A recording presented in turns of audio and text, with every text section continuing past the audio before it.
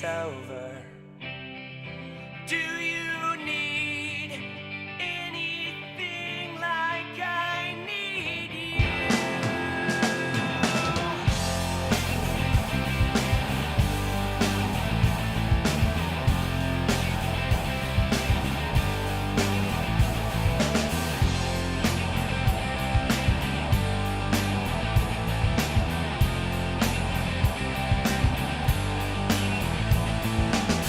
I've got no place to be alone, my friend. He cut his wrist instead. There's your answer. You better save yourself, or else nothing like success. I would rather be in hell than regret. Do you need anything like I need you? It's over. Oh, do you need anything like I need you?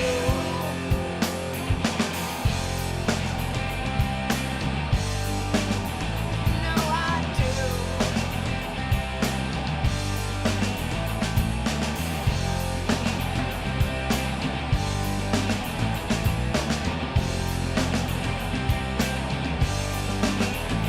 But denial, these are not my words. Tell me where are mine? Most of the time, wet my face with reality and permit me to breathe before I do it again. Do you need anything like I need you? It's over. Oh, do you need anything like I need you? Do you need anything like I need you? It's over. Oh, do you need anything like I need you?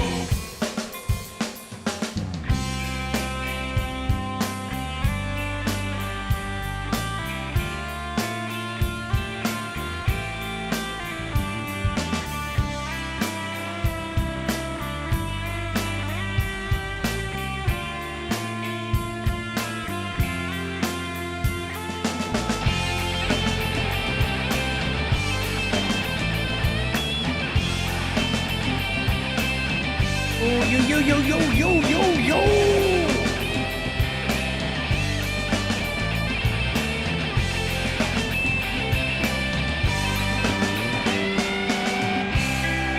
Do you need anything like I need you? It's over. Oh, do you need anything like I need you? Do you need anything like I need you? It's over. Oh, do you need anything like I need you?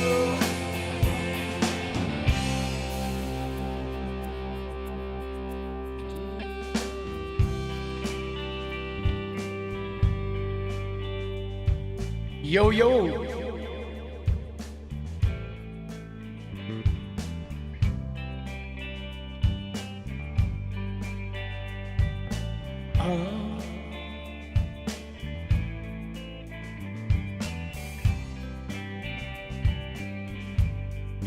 Update on Southern California.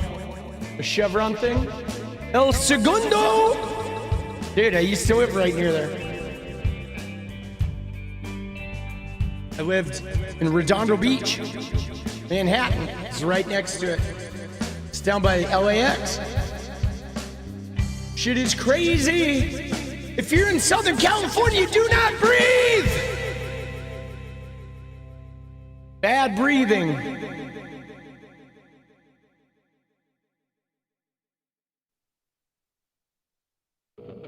I got an update for you, though. Everybody's dead.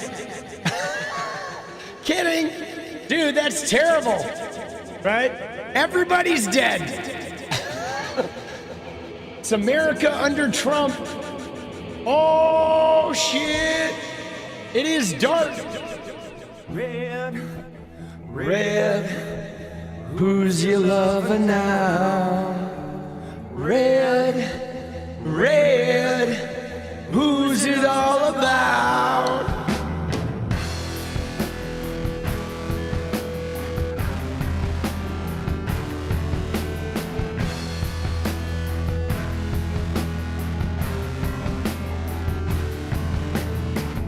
To my psychosis friend, down and begin again.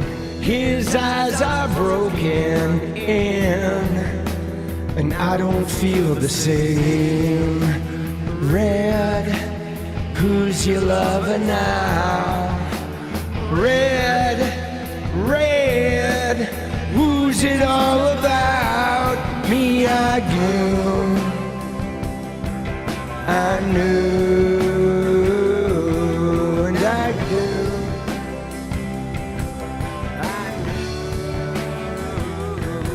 if I grew,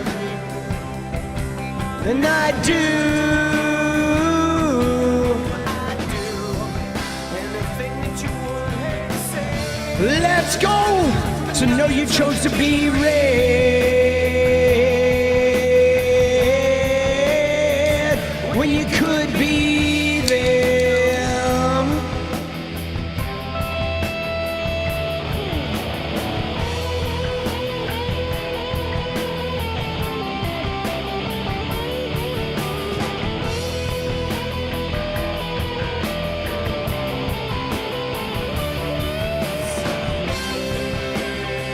Let's go! Thursday night! Whoa!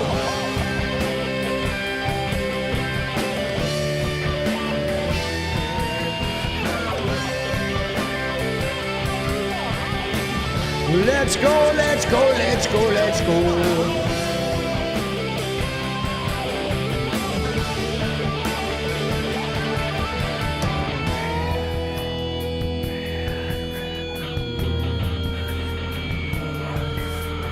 Yo, dude, let's go. Newsom's leader of the free world tweet. It's classic. Dude, I haven't seen it. Thank you, Bill Ferd. Let's go, baby.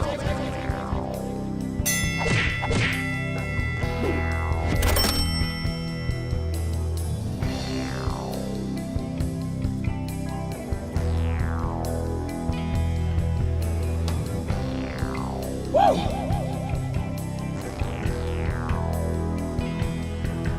I do. I think you threw your pains away. I do. I think you threw your pains away. Yeah, I do. I think you threw your pains away. I do. I think you threw your pains away. Let's go. Yeah, I'm real.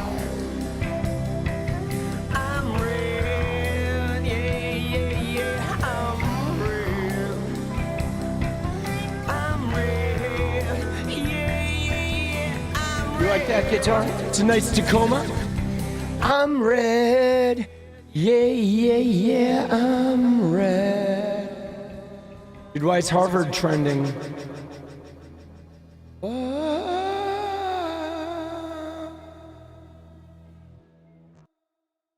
right, all right, all right. Let's see what we got.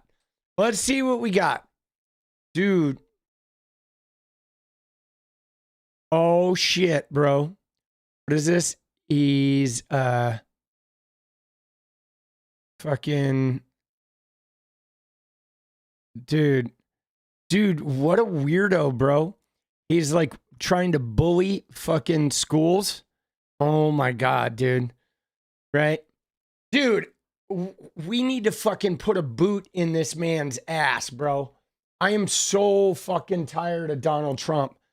Dude, He looks like shit too.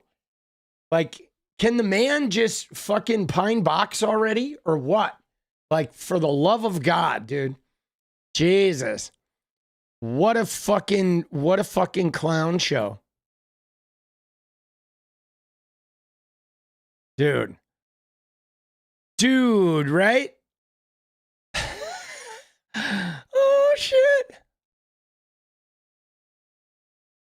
Dude, Harvard's opening a trade school. All right. You know, you know what's so funny about this? Is like, is any of this shit even going to happen?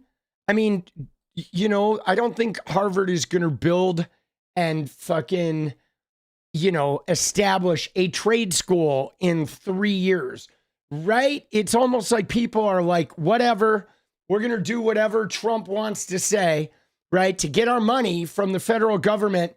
And then, you know, it's all going to be like Foxconn. I mean, you guys may remember Foxconn was his big factory that was going to be in Kenosha, Wisconsin, Racine, whatever. It was like south of Milwaukee. And they had a ribbon cutting ceremony and they were digging with shovels in front of a huge American flag, you know, $10 billion. And the shit never happened, right? Everybody, you know, is just sort of saying, yes, we're going to invest. We're going to do this. We're going to do that. And then nobody's going to do any of this shit, right? They're just saying it, right? Because once they say it, you know, the golden shovel gets broken out and onward and offward. Not that people who go to trade schools are stupid. No. I mean, here's the thing about it. The thing about this obsession with trade schools, okay? Because we know that Trump and the Republicans, they keep talking about trade schools versus higher education. But here's the problem, guys. You ready? Newsflash! Newsflash! Americans don't want to do trade schools anymore. That's the fact. Okay, that's part of the reason why there have been an influx of immigrants in those types of jobs. Most American young men, they don't want to be plumbers or carpenters or that shit anymore. Those are facts. I don't know why it's like that. It's just that people don't want to do that kind of fucking labor anymore. You know, you know what I mean? They don't. This is part of why a lot of those construction workers and shit have been immigrants recently, because Americans stopped wanting those jobs. Young American men want to be YouTubers and fucking video game players and, you know, like make money in crypto. They don't want to fucking, you know, be doing drywall or plumbing or electrical work. They just don't, you know what I'm saying? And I mean, dude, this is not even a recent sort of thing. I mean, it's really bad recently, but I started seeing this, like you guys may not know, but I worked in trade jobs, okay? I was a hod carrier. I worked in construction for a little while, okay? I did it for about a year, okay? I did it on government jobs. So there's this thing called prevailing wage. So I was making good money. I was making like $30 an hour. This was back in 2000, 25 years ago, right? But even then, guys, there were not a lot of skilled, like many of the people in the trades, many of the white guys, even 25 years ago, they were like, it was hard to find skilled construction workers. A lot of the construction workers were like, I don't know, people that had failed a lot in their life and they couldn't get any other job but a construction job. I'm talking about the white guys. I'm not talking about the right, like, especially for a non-union job, it's really hard to find white men, non-union, who are skilled in the trades because no white guys want that job. You know what I'm saying? It was almost like the dregs of society, like dudes that couldn't get other jobs were working on construction sites and they weren't even good. They were like terrible fucking like block layers. Like my foreman used to call them boots. Okay. He had a nickname for them. And the reason they call them boots in the concrete, like in the bricklaying world, is because they're so unskilled that they use their boot to like straighten out the block. Okay. And that's why their nickname for them was boots, because the worst bricklayers, like they lace you crooked and then they kick it with their boot to try to make it straight, dude. And like, dude, that's what's so funny is like, that was most of the construction crew, right? Was, you know, filled with boots. And this was 25 years ago. I mean, now with the internet, people absolutely don't want to do that shit anymore, you know? You know what I mean? And I'm not saying there's anything wrong with those jobs. There certainly isn't. I'm just saying, like, people don't want to work them anymore. You know, they don't want to work them anymore. A lot of them don't, you know? And that's what's really, right? That's what's really messed up, right? Did audio, right? Check. Did audio? Check. Check. No, audio's fine. Your audio fucked up. IBEW, you've been an electrical worker for 28 years. Let's go. Yeah, dude, the electricians are fucking crazy. Dude, those jobs are necessary. Yeah, well, so the thing about it is, though, is they are necessary, but they're just not jobs that people want to do, right? You know, which is part of it's just part of the way the sort of immigrant workforce works, okay? And it's not even just the immigrant workforce. A lot of it has to do with technological advancement, okay? Like, here's what happens, okay? So if you look at the world, right? If you look at the global economy, there's some parts of the world that are very technologically advanced, and there are some parts of the world that are, I don't know, 15 years behind, okay? And yes, like, I'm getting to what Matt said there too, because this is accurate. So what happens is Americans used to like lead the trades, okay? American workers were like sought after, right? Because they were building skyscrapers. This was the turn of the century, okay? America was on the forefront of the assembly line with the auto assembly lines, factory workers, textiles, and construction, building skyscrapers and shit. But then America got super advanced with technology.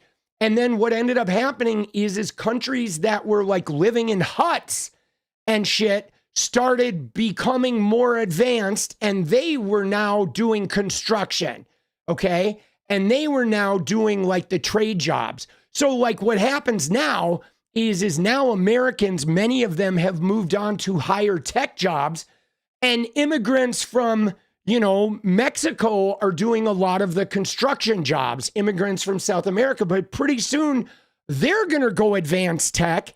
And then pretty soon, like, Americans will be doing a further advancement. The immigrants that were working the construction jobs will be working your basic tech jobs. And then there will be a new wave of immigrants, maybe from another part of the country or what have you, that will be then doing those manual labor jobs. It's like a cycle, okay? And it's not like you're too good for it. It's just sort of what happens is, you know, technology comes in and then slowly some of this shit gets phased out. And eventually, right, yeah, I guess that's true. Like AI is going to start replacing shit and robotics for sure. Pretty soon there's not going to be enough jobs for people, which is, you know, it's going to be an eventuality for sure. Right. But it's just kind of the how tech goes, you know? It's how technology rolls. And so I don't know. I don't understand what the weird fascination is with, you know, and this is the thing that is so baffling about like this Donald Trump scenario that I don't get with the whole MAGA movement is like, what is their end game? Right? You know what I mean? Like, what's their end game? Because on the one hand, he's like, we want to go all in on AI. Oh, advancements in AI. We want to lead the world in AI. But if we lead the world in AI, we're going to be eliminating all of like the lower class jobs. So you want to lead the world in the AI, but then you're wanting to get rid of the immigrants and you don't have anybody to work those jobs. You know what I'm saying? It's like, dude, you know, it is fucking, I don't know. It's weird. And I mean, I think realistically, guys, it's going to be about content, right? I think realistically, content creation is going to be the future. Okay, when there's no more jobs for people to work, they're all going to be creating content. Now, I don't know how we're going to be getting paid, right? That is like, you know, I don't know how we're going to be getting paid, you know what I mean? I mean, it's going to be like entertainment, essentially, because people will always be, you know, fucking seeking entertainment, right? Entertainment, like, you know what I'm saying? Never, like, that's always going to be a thing.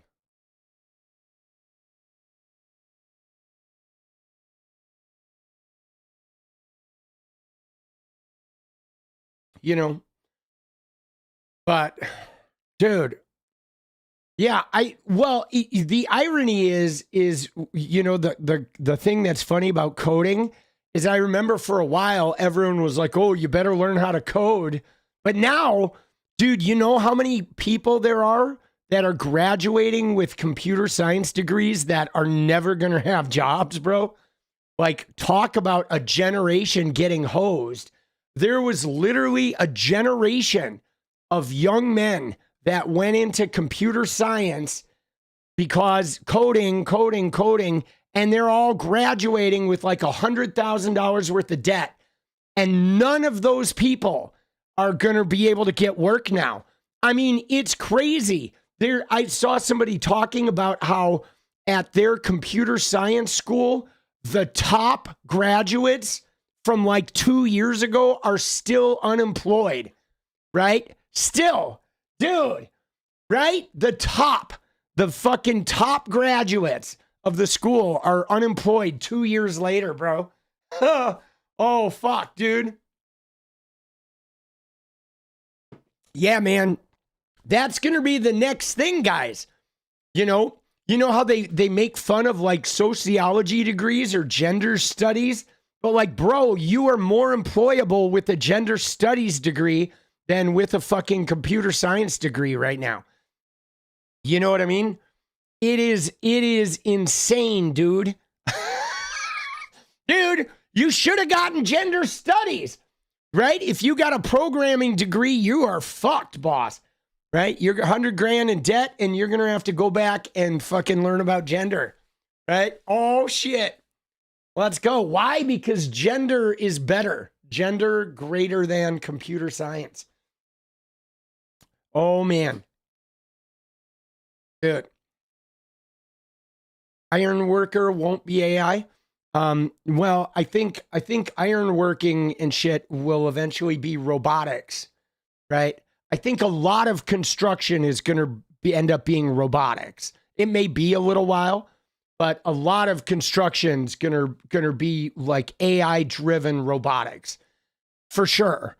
Right there. It absolutely will, because like what's going to happen is they're eventually going to have robots that will be able to like drive the nails in the fucking studs perfectly. You know what I'm saying?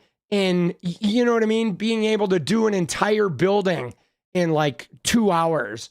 Just fucking, right? They'll load the fucking blueprint in there and the thing will just fucking boom, boom, boom, boom, boom, boom. It'll probably just have a fucking goof, goof, goof, goof, goof, goof, right? And it's going to be so accurate. and it's going to minimize waste. You know, it's going to minimize waste. It's right. People aren't going to get killed. You know, I mean, it's going to be crazy. But the problem, I guess, is what's our future going to look like when we don't have jobs? You know what I mean? How do we realistically think about the future? I mean, you just got to get into it. You know, you got to get into it. I think it's going to come down to wealth distribution at some point, right? You know? Yeah, bartending skills. I mean, there's always going to be service, okay? There's always going to be service, like bartenders and waiters. But again, what it's going to come down to is how people have the general, you know, like how people have a general fund to survive if you don't have a job. You know, those will be replaced too. See, I don't know if those are necessarily all going to get replaced, because it's not like you couldn't have a robot wait on tables, but part of going out to a bar is to talk to the people, right? Like, you know what I mean? Like, part of the experience of going to a bar is talking to a bartender and not just having a robot pour your drinks. There is a benefit. And even what's crazy about it is what's going to happen is this, guys. You're going to see this. Trust when I say this, because like AI chatbots are going to be like AI chatbots are going to, you know, be a novel thing for a while. Okay. They're going to be a novel thing for a while. But what's going to happen is the human beings, right? The human beings that like have, you know, that sort of like intrinsic soulful quality will become more valuable, right? Like there's always a curve.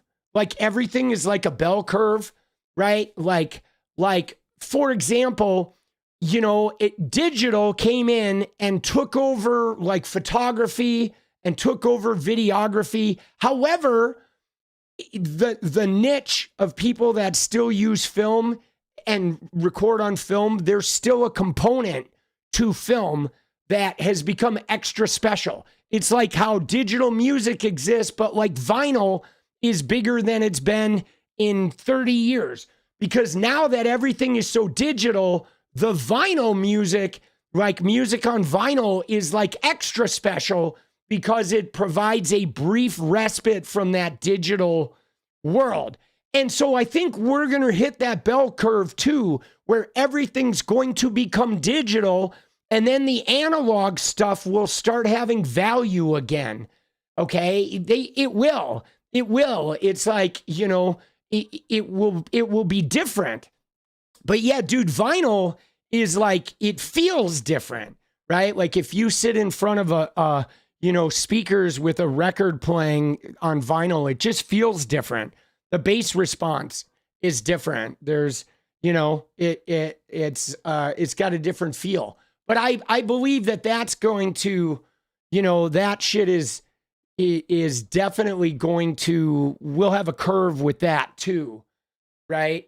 You know, I mean, we always do. You know, everything's pretty fucking circular, right?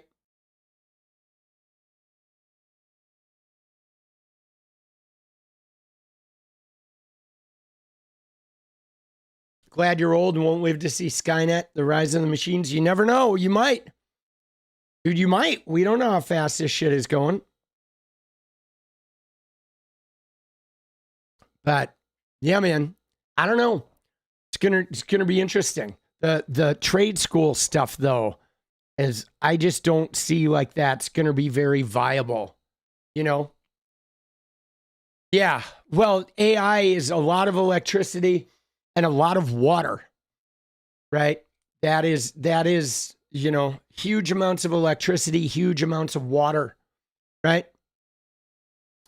Huge amounts of water. And I mean, it's just weird though, because Trump has already, you know, killed all the renewable energy shit, which is so dumb, you know.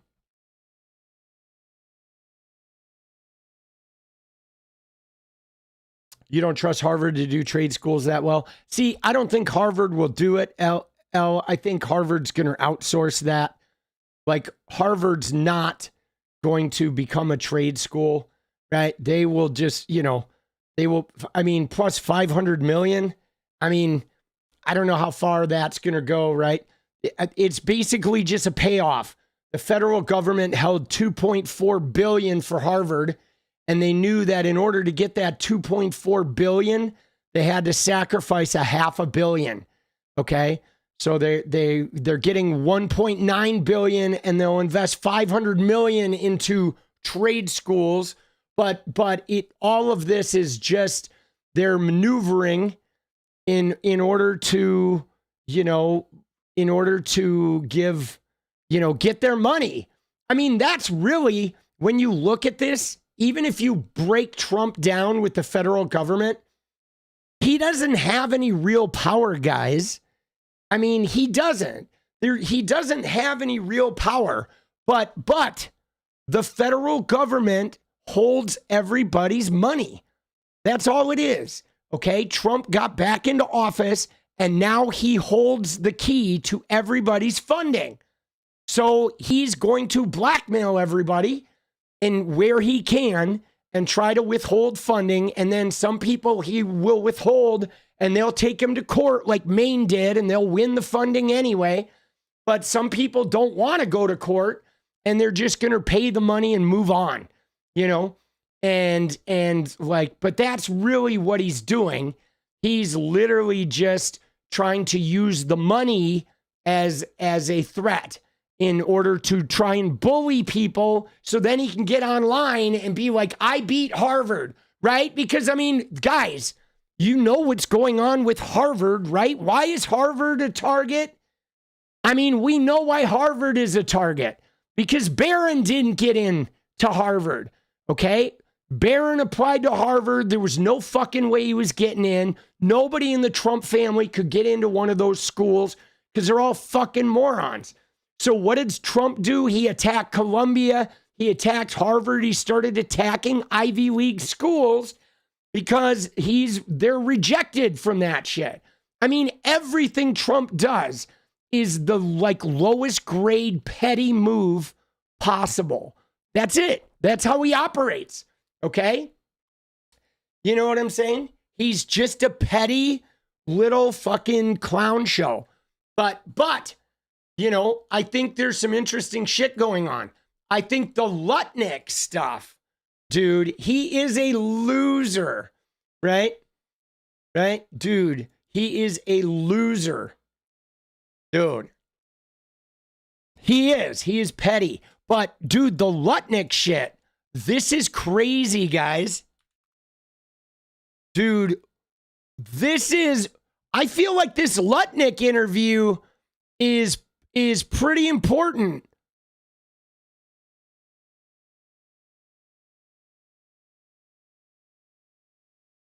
See if we can find a full thing on the YouTubes.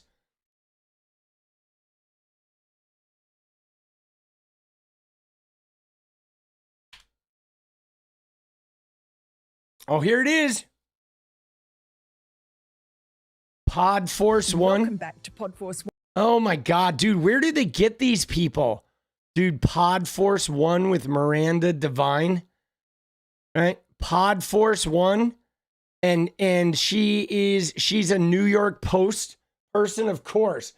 Dude, dance party goal, absolutely, Amelia. Let's go. Let's get it going.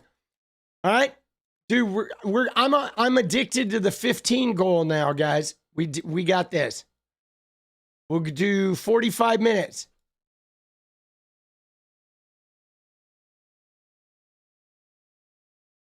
Dude, let's go. Pod Force One. Jesus. All right. So, welcome back to. Dude, I think this Epstein shit, okay, is pretty important here, guys. I mean, this stuff is still lingering. Okay? This stuff is absolutely fucking lingering. But here's why I think this Lutnick interview is so important, and why I'm really intrigued why he did this interview. Okay? I'm really intrigued by this, guys. I'm trying to figure out why Lutnick did this interview. Okay? You know, I'm honestly, I'm trying to sort it out because the thing about this is I feel like this interview is pretty damning.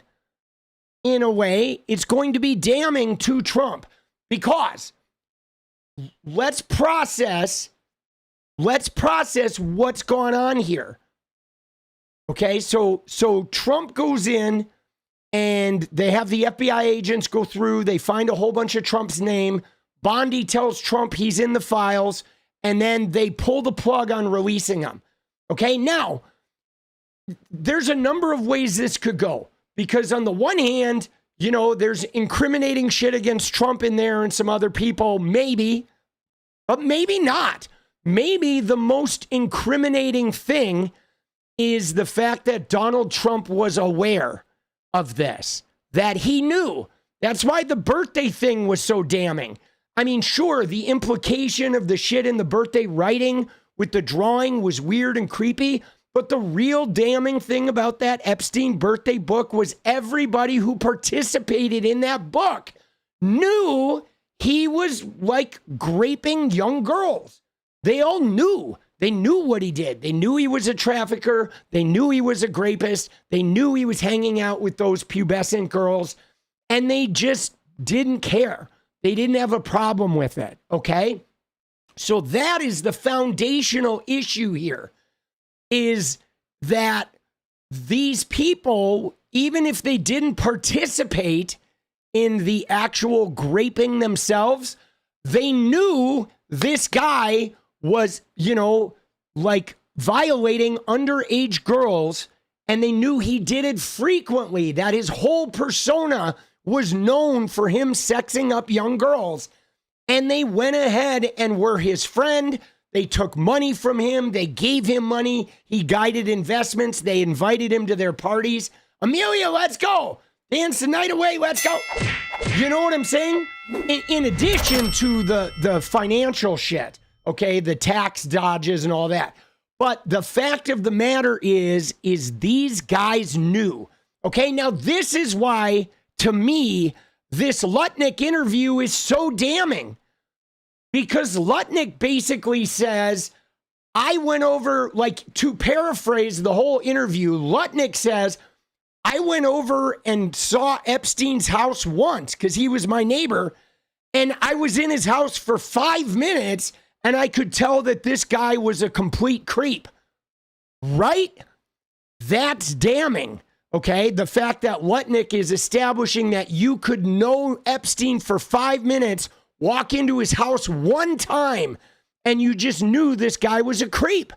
Okay? Now, that means that all of these people that were in his inner circle flying on the jet and knew him really well, they most certainly knew.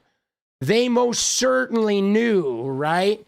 That, and so that's why this Lutnick interview is like, feels like it's throwing Trump under the bus, right? It absolutely does. Let's see if we can find where all this is at.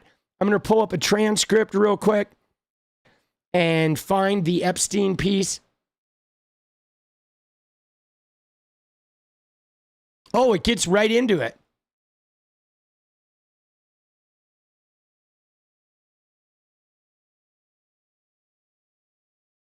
Okay, dude, they started right at the beginning. Trump is involved in money laundering. Dude, he absolutely is.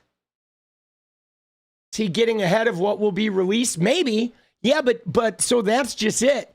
Like, if I felt like this interview, I don't see how this interview is getting ahead of it. This interview feels like it's not getting ahead of it.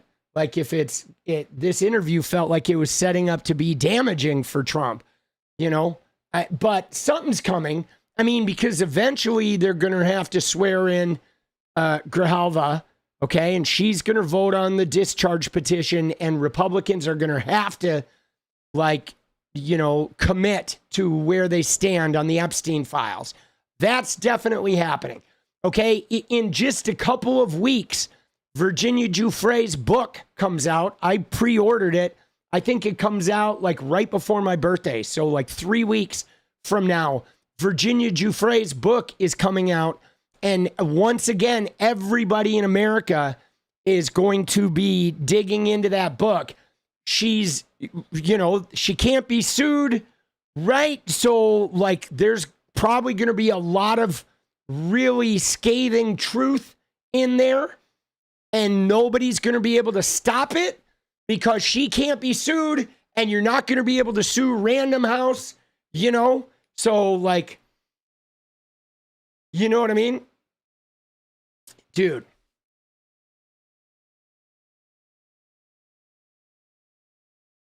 Bet me 1K if I'm wrong. If what? If what's on purpose? If what do you think is on purpose? Right? Dude, I think the situation with Epstein, dude, let's go, Harleys. Appreciate that. I think the Epstein problem is it, I believe it entangles with everybody, right? You know, I mean, I did see something that was fascinating that we should look at. That is, let me see if I think I bookmarked it.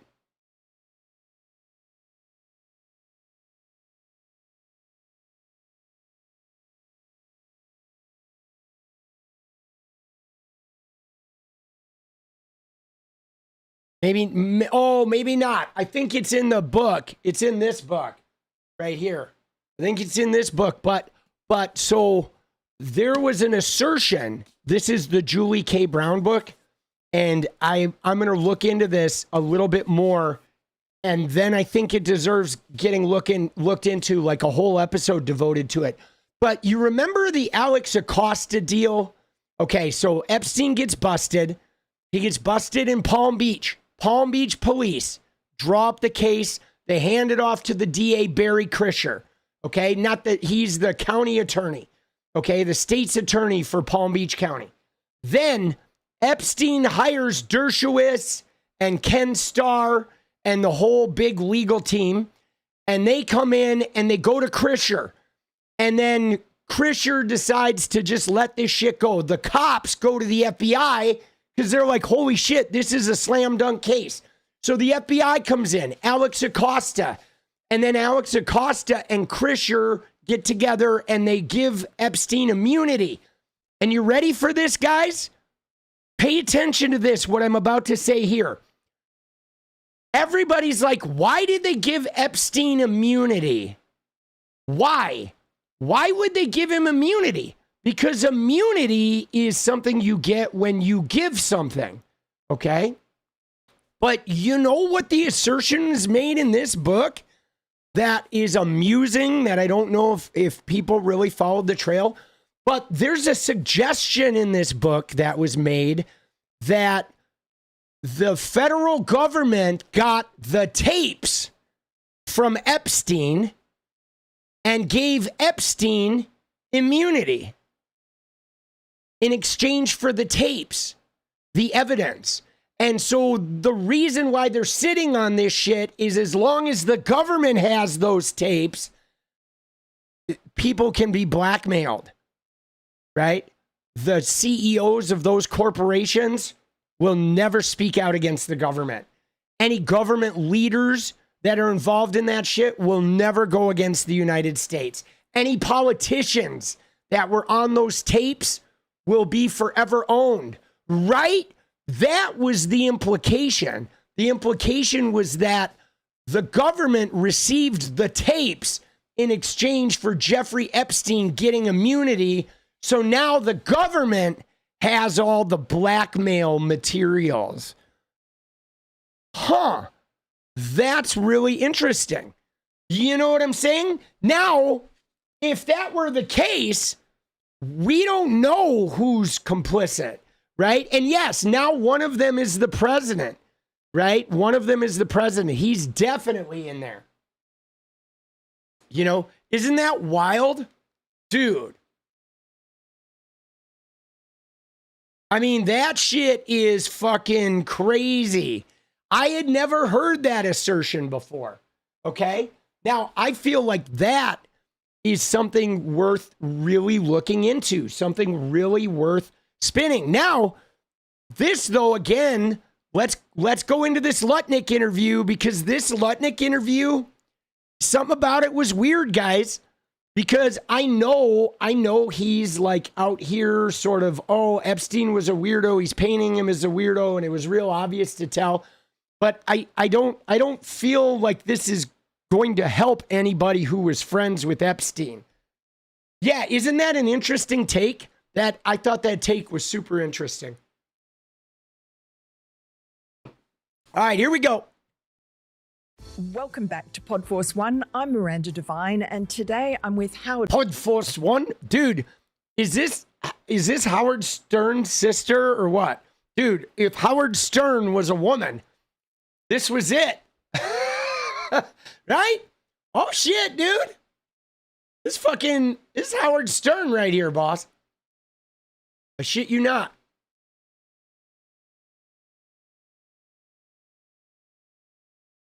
Dude. All right.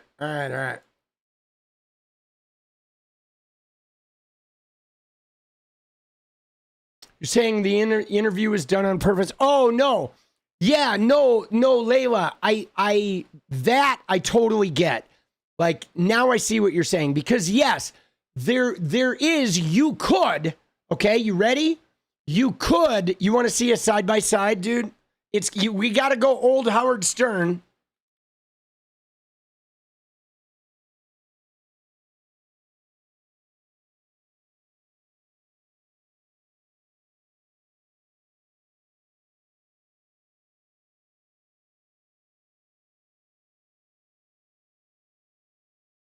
There he is.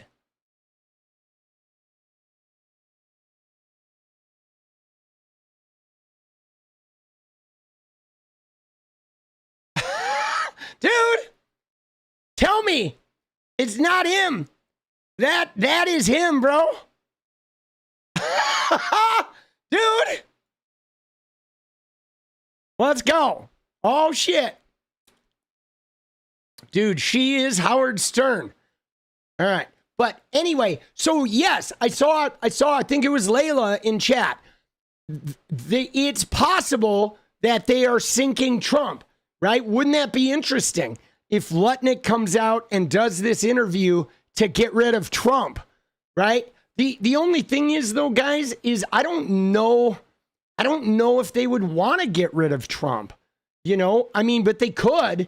If they were trying to bury Trump, setting this up would be great for that. But again, though, I don't know why they would want to get rid of Trump, because he is like the perfect fall guy, you know? And I mean, Trump creates so much chaos. Without Trump in the picture, everybody would be under fire every minute of the day. Like, Trump is so good. He's like the guy who goes out and fakes a heart attack in the room while everybody's picking everybody's pocket. Like, he is the distraction. He is the shiny object, okay, that creates the mayhem while everyone else is picking your pocket.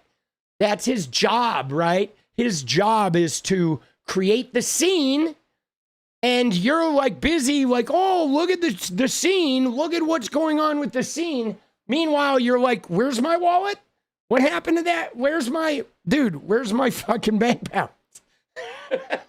You're like, shit, I had a wallet. Where'd it go? Oh, wait, why does Elon Musk have my wallet? Why is he putting my entire life savings in a snowblower and like shooting it into his living room, dude? Dude, that's fucked up. All right, you ready? Let's watch this. Lutnick, the Secretary of Commerce. Lutnick. Oh. Dude, that intro is so annoying. See, that's what's so confusing though, dude. You know what I'm saying? That's what's so confusing about this interview is this is a pro-Trump podcast. This is a pro-Trump environment. This is a Trump sniffing fucking like news operation. And yet they're interviewing Lutnick in a way that I feel like is very damning to Donald Trump. But here we go. Secretary Howard Lutnick, thank you for joining I mean, you ready? Hold on. Last stop. My last stop. But you know what it could be, though, guys? It could just be hubris. Okay? Hubris, right? Like these guys are so full of themselves. These guys are so untouchable that they're out there just, you know, setting the stage, covering their ass, so they think, but not even realizing, right? Like it's the classic thing of the guy who steals a whole bunch of money and then he goes out and buys a fucking, you know, the most noticeable, expensive car and draws all this attention to himself because he's just filled with hubris. And he's like, oh, yeah, I fucking stole this money. I'm getting a nice car out of the deal. And next thing you know, he's like in the clink. You know what I mean? Force One. You're a New Yorker. You have known Donald Trump for 30 years. You know everybody. Elon Musk, Charlie Kirk, Jeffrey Epstein was your neighbor. I would be remiss if I didn't ask you about him. East 71st Street. He was your neighbor for 10 years. How well did you know him? All right. So we are in number 11 and he lives in number 9. Right. So we renovate, we buy our house and our house is pigeons and mice. Right. Okay. That's it. It was derelict. Right. So we rebuild our house. We move in 2005. Okay. Jeffrey Epstein is arrested in like 08, I think, or something like Right. that. Right. So he was arrested in 06 and he was charged in 08, but Lutnick's modifying the dates here. knock on the door. His assistant on like a Saturday says, Mr. Epstein, your neighbor would like to invite you over for coffee. So my wife and I go next door. You know, we walk the 7 steps, Yes. right, to the next house for coffee. We share a wall. Right. Right. So it's in New York City. So he invites us in. We have coffee in this, and he says, "Do you want a tour?" We said, "Great." He's Interesting. got a really big house. Every room you went into? He's got. Well, I'll tell you. So his house is like super big, really wide, and so he gives me a tour in the living room, big living room, and then across from it is double doors. I assume it's the dining room. Yeah. And he opens the doors, and there's a massage table in the middle Ooh. of the room. Ooh. And candles all around and stuff. Candles? So I ask very insightful, cutting questions. I say to him, massage table in the middle of your house? How often do you have a massage? And he says, every day. And then he like gets like Every day. weirdly close to me. Dude, he's using the Erica Kirk voice. I love you every day. Ooh. And he says, and the right kind of massage. Ooh. Now my wife is standing here. So she looks at me and I look at her and we say, I'm sorry, we have to go. And we left. And in the 6 or 8 steps it takes to get from his house to my house, my wife and I decided that I will never be in the room with that disgusting person ever again. Okay, so now let's pause it right there, okay? Because, God, I feel like this is so important because you're right. It is weird, okay? It is weird because did it really happen that way? You know what I'm saying? Did it really happen that way? I don't think so. I'm not really buying it. He goes in and, oh, we open, there's a massage. Ooh, the right kind of massage. Wa la, right? And he's like, so he stepped foot in his house once, got instantly reviled, and decided I'm never interacting with him again. So I think it's just a simple concocted story about being neighbors with this guy that sort of leans into like, wow, I could easily tell that this guy was a creep. But I think there's unintended consequences here. Okay, there is. The unintended consequence is Lutnick here in an attempt to craft a narrative that makes him look like this great guy who saw the disgusting Jeffrey Epstein and right away in 5 seconds could tell he was a creep and he opted out. Lutnick has simultaneously telegraphed to the world that everybody close to Epstein damn well sure knew what he was about. Okay? And that's really, I think that's really damning. Okay? Because this is several years. It's like a year before he got arrested, 3 years before he got busted, 5 years after Virginia Giuffre got taken from Mar-a-Lago, and 2 years before Trump kicked him out of Mar-a-Lago, or before Epstein ended his Mar-a-Lago membership. So now we know that it was so blatantly obvious. Jeffrey Epstein, according to Lutnick, Epstein was so blatantly obvious that he literally invites his neighbor over and starts sharing his massage stories with him. Yeah, I don't think he realized what he's saying. I think he was telling that story thinking like, hey, this story's going to make me look good. And simultaneously, though, it makes it look like everybody who knew Epstein was in on it. You know what I mean? Oh, shit. Dude, that's not the right kind of massage. And what was with the interviewer? She's like, ooh, oh. Dude, the interviewer was like making all these weird noises. Like what? I feel like I'm watching fucking Waiting for Guffman, bro. Right? Dude, or the Best in Show. I mean, didn't this interview look like an interview from the Best in Show? It was very strange. Like, I'm waiting for like Michael McKeon to prance in and start singing in fucking Portuguese or some shit, wearing a tutu. Oh shit, dude. All right, let's see if she follows up here. Be in the room with that disgusting person ever again.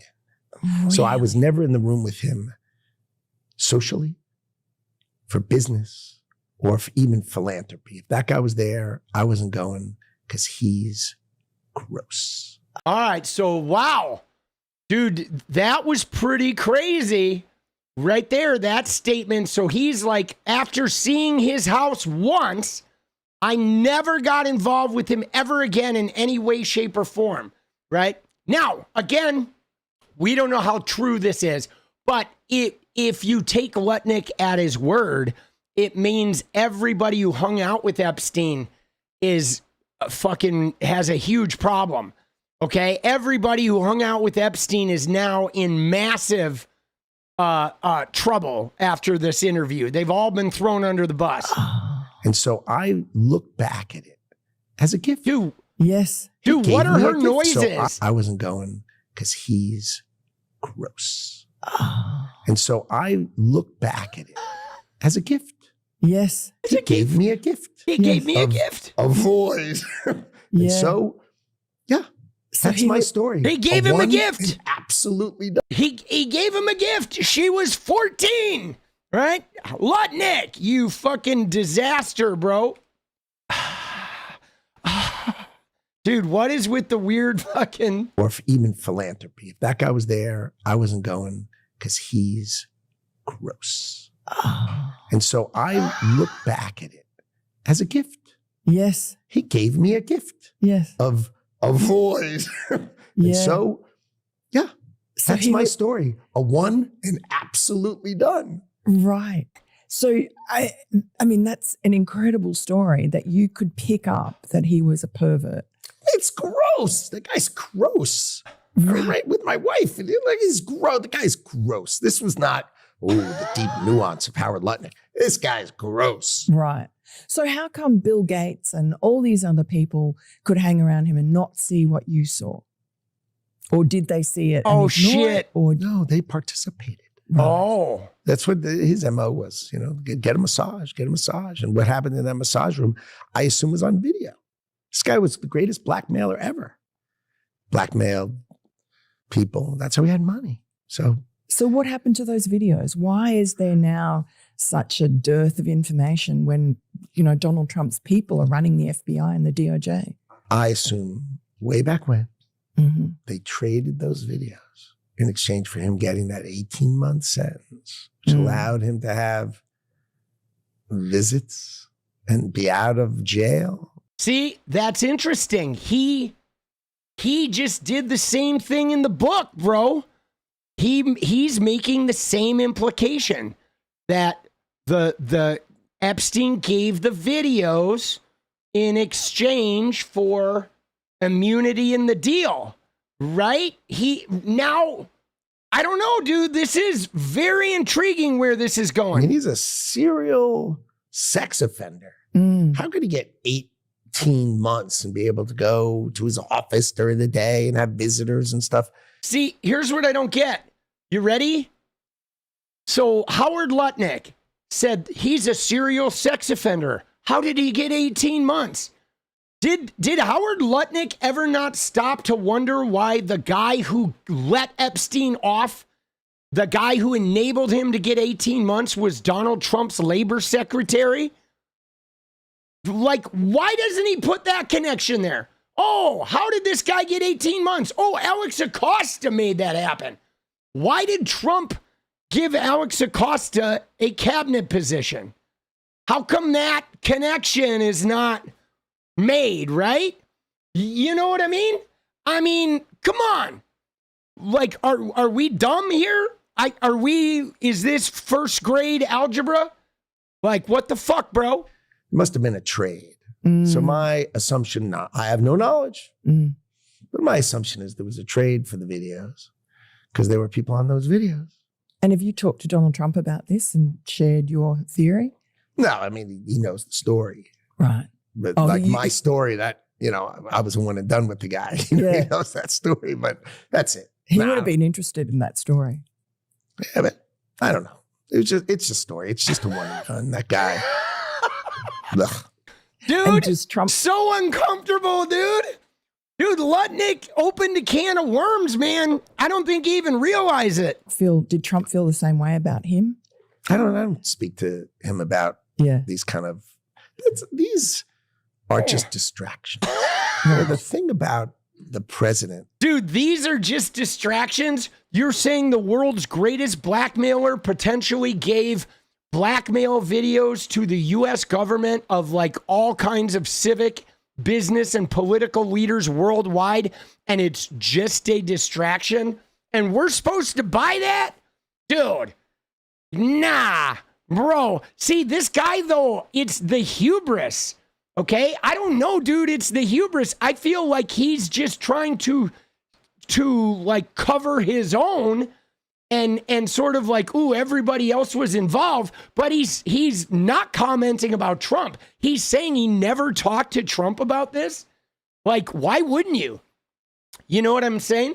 I mean, if I was working with the guy and that guy gave a promotion to the dude who let Epstein off, and I thought Epstein was a gross sex offender, I'd have a fucking conversation about that. Dude, this interview was yesterday, dude. Right? This was fucking yesterday, October 1. You know what I mean? I mean, I would fucking have a question or 2 or 10 about it. I'm doing the most important thing that I see. And then right after we do that, he does 10 other things that are as, if not more important, that are not my thing. Oh. Right. And you're like, wow.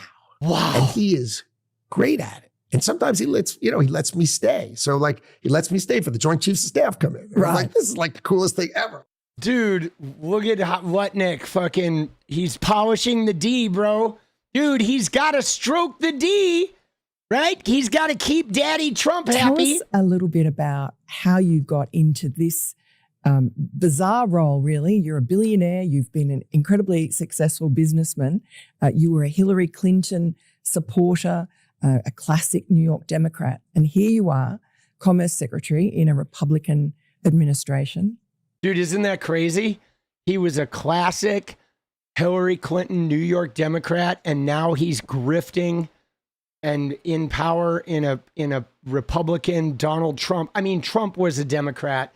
These guys, they don't really care about political party. They don't. They care about, right? It's like the Lindy Lee thing. They went where the money went. And then they figure if the Democrats come into power again, they'll grease somebody's fucking knob somewhere to try and get back in with the newest Democrat. That's all it is. And when you're a billionaire, you can get away with that because everybody lets you in because you have a whole bunch of money. So you can change teams and you're like, hey, do you want a billionaire on your team? I know you're mad at me, but I do have several $1 billion. People be like, all right, come on, right? You know, you don't even want the guy at the party, but he is bringing $2.4 billion. So you're like, fine, we know you're a piece of shit, but we want some of that money. Dude, yes, they let you do it, right? They do. When you're rich, they let you do it. Dude, so gross, man. Dude. Yeah, isn't that wild though? I thought that was a very interesting interview because obviously there was an attempt there for Howard to create distance with himself. It felt like a very prepared story for sure. Like he had been practicing that story with the details. And then whenever he, got lost in the details, he just said, oh, it was gross. He's gross. He's gross. Right. But I feel like that actually did a little bit of damage because it is now on the record information of saying like Jeffrey Epstein didn't hide what he was about at all. So much so that he would fucking let his neighbor see it the very first time he comes over. So that's super damning. All right, guys, we got 12 minutes. If we're going to get this dance party, we got to crank. We got 12 minutes. Just giving you a feed up. Let's go. Bride Press. Let's go. Dude, we're going to have to go crazy for the next 12 minutes. Means we need basically 1 a minute.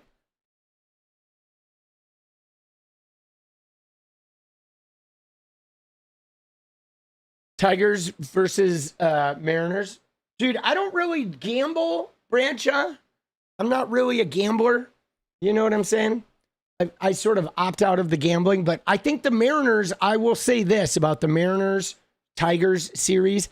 I was hoping the Tigers would be the people we face, right? I thought the Tigers, like choosing between the Guardians were like red hot. And so I like the Tigers. I think those were the people I wanted us to play. I think we'll have a better shot at beating the Tigers. I mean, we beat both of those teams, the Tigers and the Guardians in the regular season. Dude, Pinky, let's go. Release the files. I'm with you. All right, guys. We need 12 more 11 minutes. We just need 1 a minute. Dude, yeah, the Cleveland Guardians. But Jen Cole, so the thing is no, he did say that he never went to his house. He never saw him socially. He never got involved in philanthropy. Like Lutnick's claim was after he saw that massage room, he left. And then he never went in the same room ever, anywhere with Jeffrey Epstein in like after that. That if there was a party where Epstein was at, Lutnick says he didn't even go to the party. Like he would go nowhere that Epstein was, which I'm not really, I'm not really buying that. But we'll see. All right. Dude, yeah, Lutnick, dude, what a con artist though. But this is crazy though. Okay, this is pretty damning shit. Dude, Ida, let's go with the knock. We love to see it. All right, guys, 11 more. We can do this.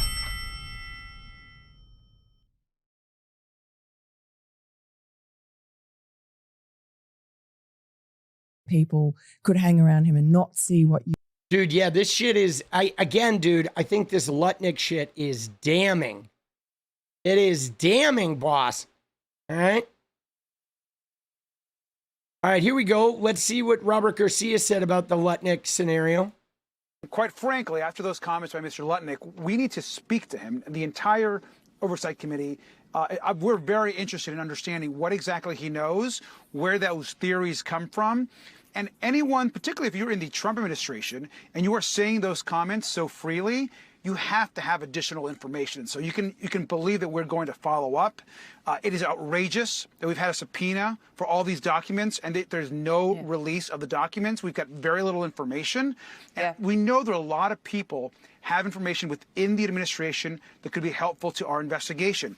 Clearly, there is some here, and clearly we need all the files released. See, again, it's blowing up in their face, right? Lutnick is like, now all of a sudden he's this expert on fucking, you know, Epstein being obviously a creep, right?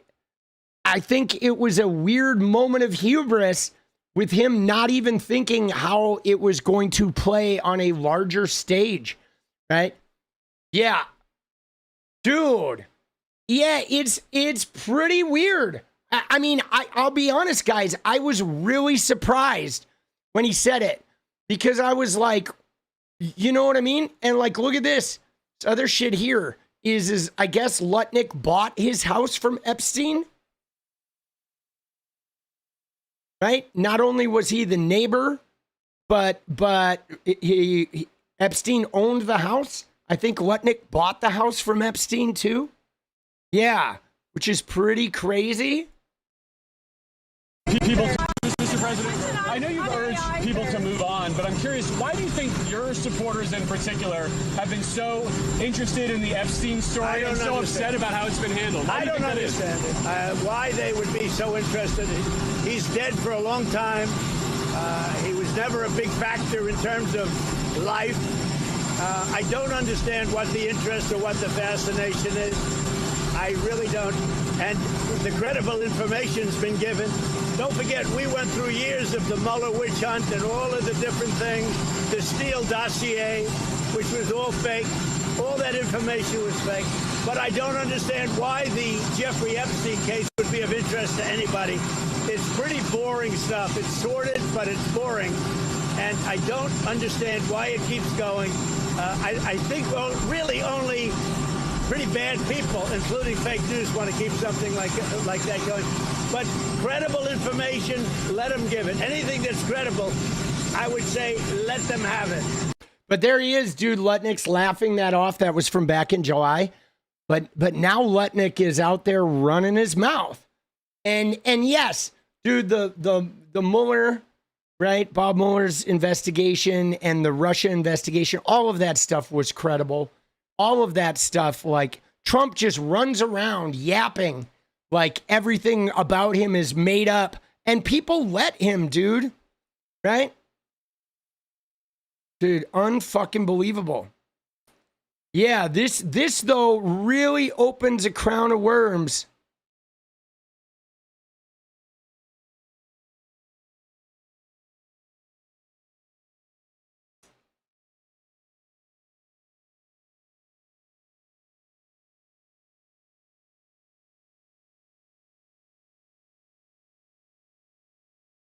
Dude, that, I don't know, man. Something about that interview, I feel like that is going to haunt Trump for a long time. Right? I mean, dude, with whether he intended to do so or not, and again, like I said, this isn't the first time I've heard that idea presented that the government, you know, got these blackmail videotape evidence in exchange for giving, you know, Epstein immunity. But for Lutnick to like say that, right? He's just a commerce secretary. He's not really in the inner circle. I mean, let's be honest. Let's be honest about the relationship. Okay. The commerce secretary and Trump, they probably don't spend a lot of time in the same room together. You know, it's not like he's in there, you know, he's not like Stephen Miller or Pete Hegseth, where they're in like this fucking inner circle or whatever of advisors. You know, I feel like Trump is definitely, you know, Stephen Miller's on the inner circle. I think Pete Hegseth might be a little bit like on the pseudo inner circle, like a second ring. But I feel like Lutnick is much further out, right? Like Lutnick is just a money guy, you know? That's all he is. He's a money guy, okay? But dude, that fucking... I don't know, dude. Yeah, I mean, he basically stands there and does, he's like a laugh track. But yeah, that shit about the blackmail, that shit's gonna come back and haunt them.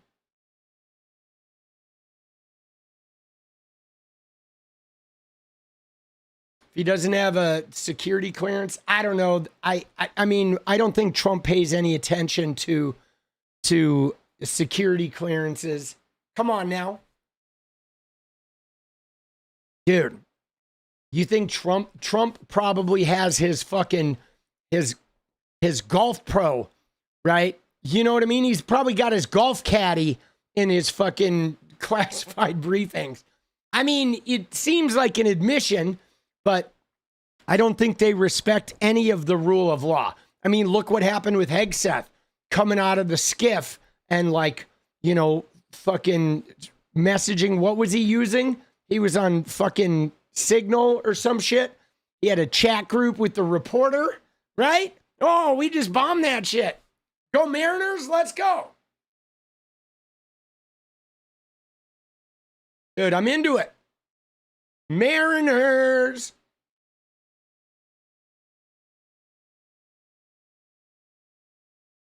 Am I from Seattle? No.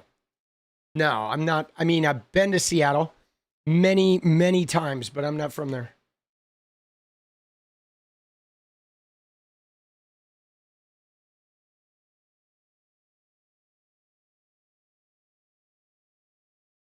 Oh, the other guy? All right.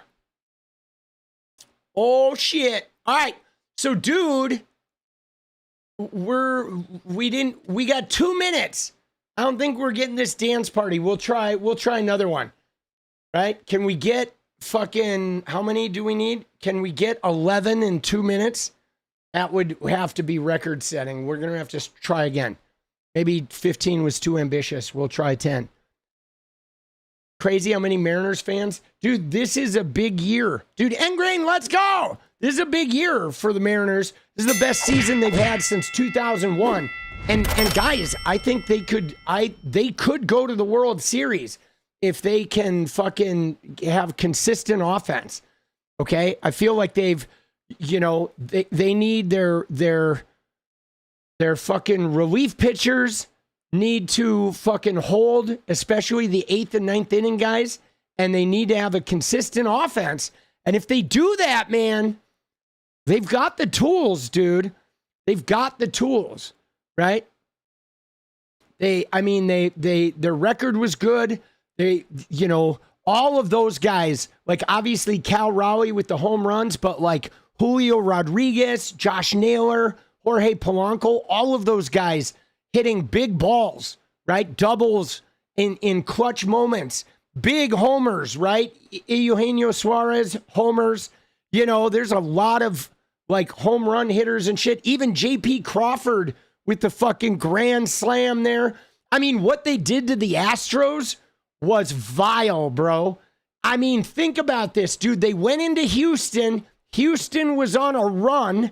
They go into Houston and they swept them convincingly. And Houston didn't even make the playoffs, bro.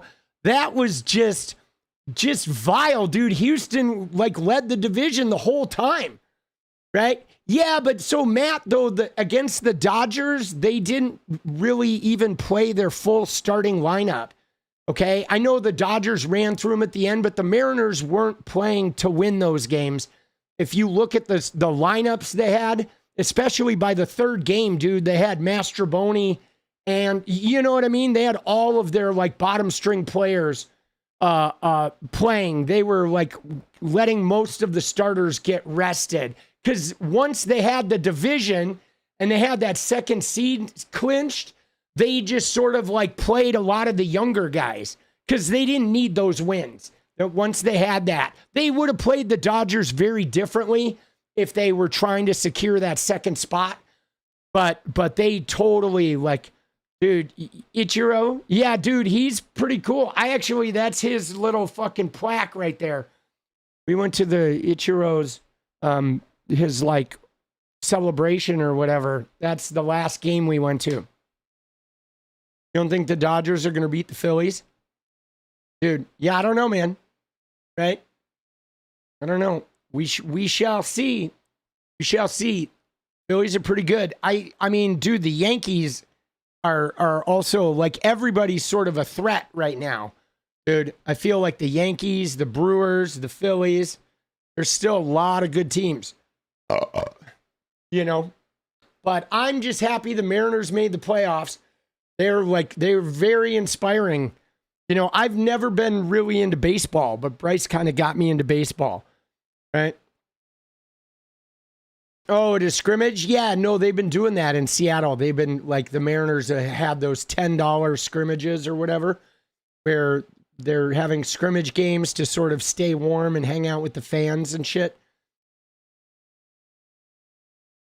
Dude, yeah, the like I'd never really been into baseball, but Bryce kind of got me into the Mariners. And like this season, like for me, you know what it was? Is I'll tell you how I got into the Mariners was like, so I'm building this YouTube thing, and it's been a long slog of building this YouTube thing, saying goodbye to gaming, starting over at like zero and starting fresh and learning as I go and starting to see growth and shit. And good shit's happening. And then I started watching the Mariners and I started noticing them and watching them like inject like young rookies come in and then they get a walk-off and like they kept changing their lineup and they kept getting like really good players like, you know, at the last minute. And next thing you know, it's like, holy shit, they got a really fucking, like they got a really good team. And these guys are just finding a way to win. Over and over and over again, they're in a situation where like they look like it's over, and then in the big moment, somebody hits a crucial play or that fucking right that fucking diving catch. Oh my god, watching that catch with fucking Victor Robles, that I watched that game. I was sitting here watching it. And I was like, oh my God, we're up. And next thing you know, it's like, oh my God, we might lose this game. And then he comes in with that diving catch. And I'm like, holy shit, right? These guys, everybody like rising up. And I like that kind of shit, like that kind of inspiring shit. Like I really get into that. I don't know about you guys, but for me, when I see those guys do that, that's when like, I know I can do it too, right? You know, when I see like fucking Cal Raleigh hitting, 60 home runs, I know I can step up to the plate and hit a home run too, right? And so, I don't know, there's something about that team. They've been scrapping, and I've been scrapping. And so, I've really related. I felt like I'm on a similar path of somebody that, a lot of people were doubting and out there fucking doing it anyway, despite the doubts. Good shit. All right, dude, let's look at Elon. Shall we? Because this Elon shit, this shit is like pretty despicable, guys. Okay? The Netflix stuff that's going on, right? Dude. Yeah, dude, Elon, right? There he is. All right, dude, we got 5. We goal ended. We'll try a 10er. All right? We'll take it easy here. All right, there we go. All right, there we go. We're going to try and get the dance party. There it is. Try one more time. All right. So the thing about Elon that I want to focus on is like, this guy is truly despicable, guys. Elon's done a lot of shit. What shit didn't work?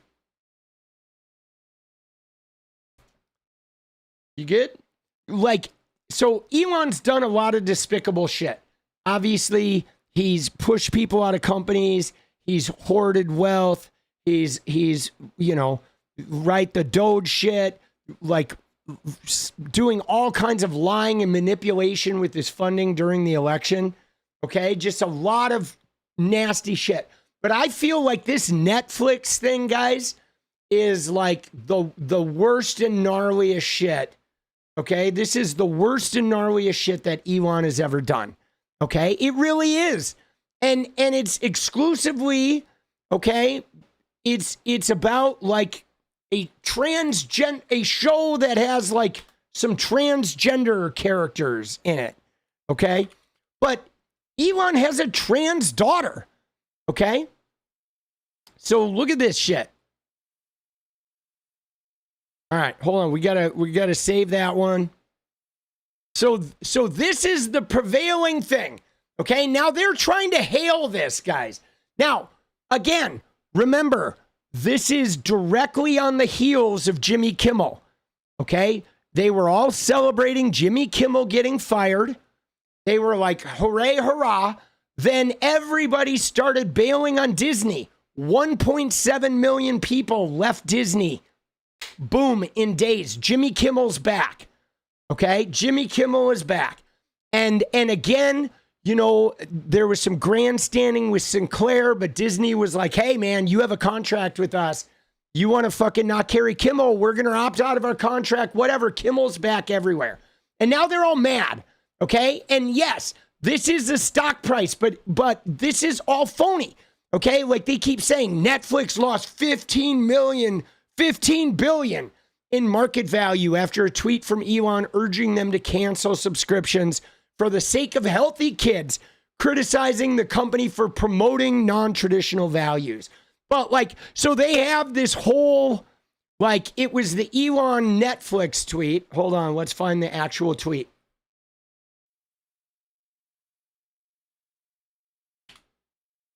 He's such a scoundrel. All right. So this is their thing. Okay? They're like transgender woke agenda, right? It's more of that. Again, dude, there's homelessness, there's school shootings, there's essays against women, like all of this shit going on. But what are they focused on? They're like, oh my God, if there's a trans character, end of the world. These people are obsessed. But now what's fucked up about this, okay, this is Elon here saying the woke mind virus is making Netflix unwatchable. This was years ago. Look at this. He was complaining about this in 2022. Okay? And now he's like, cancel Netflix for the health of your kids. Okay? And this is, all right, what this is it's about this show, The Babysitters Club. Okay? It says it pushes transgenderism on kids, shames characters for misgendering, and demands hospital staff refer to a trans person as a girl. Okay, so here's the clip. It took a while, but we finally found a file for a 𝗣𝗨𝗡𝗍𝗍𝗄. Is 32 Burnhill Road still the current address? Yeah. Have you been giving him fluids? If he's dehydrated, we'll need to place an IV. Have him change into this. Well... I hear Solo's not feeling well. Let's take a look at the little man.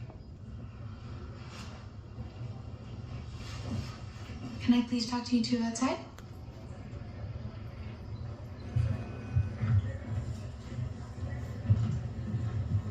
I know that you guys are busy, but as you would see, if you looked at her and not her chart, Bailey is not a boy. And by treating her... All right, so now first off, the acting in this is like fucking... it's pretty bad, dude. This is not a well-acted show. Like, oh my God, it's so on the nose. But whatever. Dude, it's a show about, like, please don't misgender the person.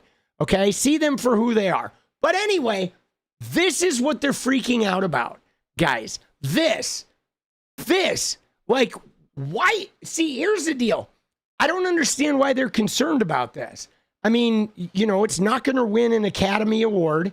It's a fucking show that obviously is trying to, like, you know, show a little bit of respect and empathy for transgender people, which is like, should happen. I mean, they're literally being attacked by libs of TikTok, by the richest man in the world, by the president of the United States.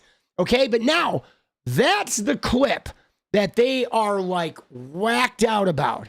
Okay, they are whacked out about this. Now, the thing that bothers me about this, guys, is that Elon has a transgender daughter. Okay, like Elon is literally in the position where his daughter, a child of his that he says he cares about, family and kids and all this shit is so important to him, okay? But he won't get to know his trans daughter, okay? He won't get to know her. He wouldn't be involved in her life. He like disowned her. He's made a public campaign against her. He bought a social media network for $45 billion in order to harm his daughter and everyone like her worldwide. And he's literally created a crusade to attack everybody like his daughter. And his daughter's pretty fucking cool. Vivian is pretty sensible, right? And the whole woke mind virus. But so this is what they're obsessed with, okay? And so now all the transphobic weirdos are like, we're canceling Netflix, right? And yada, yada, yada, right? You know what I'm saying? Okay? And now, here's more. Look at this. Netflix appears to openly boast about discriminating against white people. Ooh, oh, not the horrible discrimination against white people that's been happening so never, right? The discrimination against white people? Dude, what are they doing, bro? You know what I'm saying? Like, he is obsessed with this shit. Now he's got Robbie Starbuck involved. Okay, Robbie Starbuck and his wife. All right. You know what I'm saying? You know, and right? Look at this shit. Dude, like, look at what they're doing. Look at what these idiots are doing. Okay? So Landon Starbuck, Robbie Starbuck's wife, first off, there's no way, dude, this woman's a beard. Because Robbie Starbuck is the gayest dude on planet Earth. He's in the Benny Johnsons of Benny Johnsons. So Robbie Starbuck is a failed director and writer, somebody who he did the Ben Shapiro thing where he failed in Hollywood and now he's become an anti-LGBTQ crusader. Specifically, what Robbie Starbuck does is if a company pisses off the MAGA people, Robbie Starbuck pressures them and tries to get them to relent, okay? And he's a terrific pain in the ass. Okay, now, look at what he did. So his wife went on the Netflix customer service, which is an AI chat bot. Okay, dude, let's go. No Kings. No Kings 2. Let's go, baby. But look at this shit. Okay? Look at this. Look at this shit. So the chat bot, does Netflix support Black Lives Matter? I was thinking about subscribing, but it's important to me that you support Black Lives Matter. And the chat bot says, yes, we support Black Lives Matter and we have contents about it. Do you support pedophilia? Does Netflix support pedophilia? Netflix says Netflix does not have child pornography on the service. But does Netflix condemn pedophiles? And the chat bot said no. And like, but now they're like, oh my God, dude, like Netflix is protecting pedophiles. But like, dude, they're talking to a fucking chat bot. Like, dude, we got to comment on this.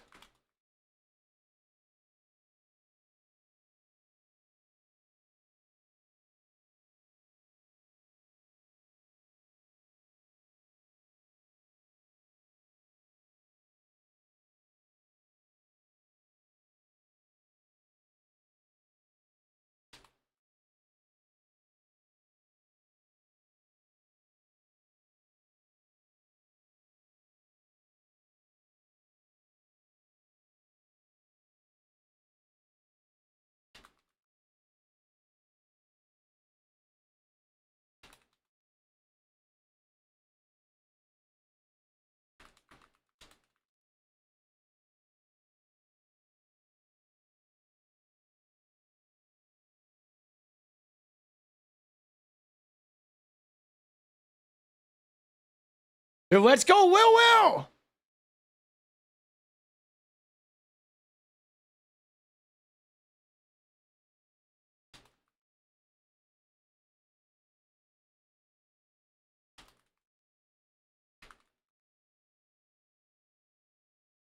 Dude, clowns. All right.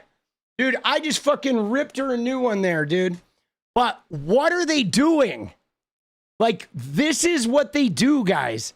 This is what they do. And look at Robbie Starbuck. He said, remembering that time, my wife asked Netflix if they supported BLM. They proudly said yes. She then asked if they support pedophilia, and they explicitly said that they do not condemn pedophiles. Something is wrong with Netflix. Dude, what are these people doing? That's what they do, guys. Like, isn't this crazy? These people are insane. I didn't even realize that that was 5 years ago, right? Like, they're having a chat bot discussion.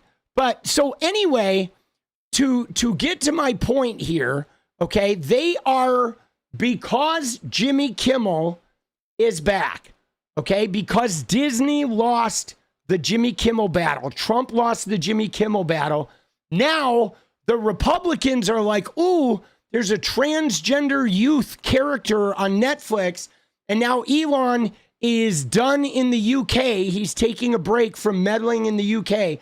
So now this guy is like, we're going to attack Netflix. And he's trying to rally the troops. And they're posting a thing that says Netflix lost $15.1 billion, right? But look at this shit, dude. Okay, so Netflix is, right, is like, dude, they're down 2%, okay? Their shares are $1,100, right? They went down $30. And so did they lose a huge market value? Well, yeah, because the company has so much market value. But they didn't lose a huge market value because a whole bunch of people are leaving. I mean, the irony of this is if we look at Trump stock right now, right? Like, let's look at Trump stock. Yeah, isn't that crazy? But Trump stock...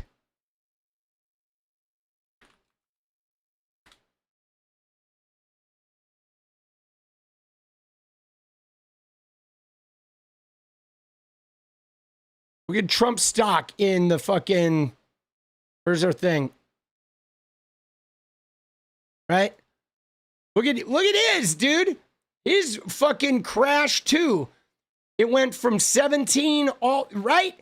I mean, his dropped and it's picking up today, but like everybody goes up and down. This is a fucking blip. It's like a 2% loss. Okay? And you know what I'm saying? But if you look at Netflix, like if we look at Trump stock over 6 months, look at where Trump stock is over 6 months, dude. That shit is in the tank. Okay? If you look at Netflix over 6 months,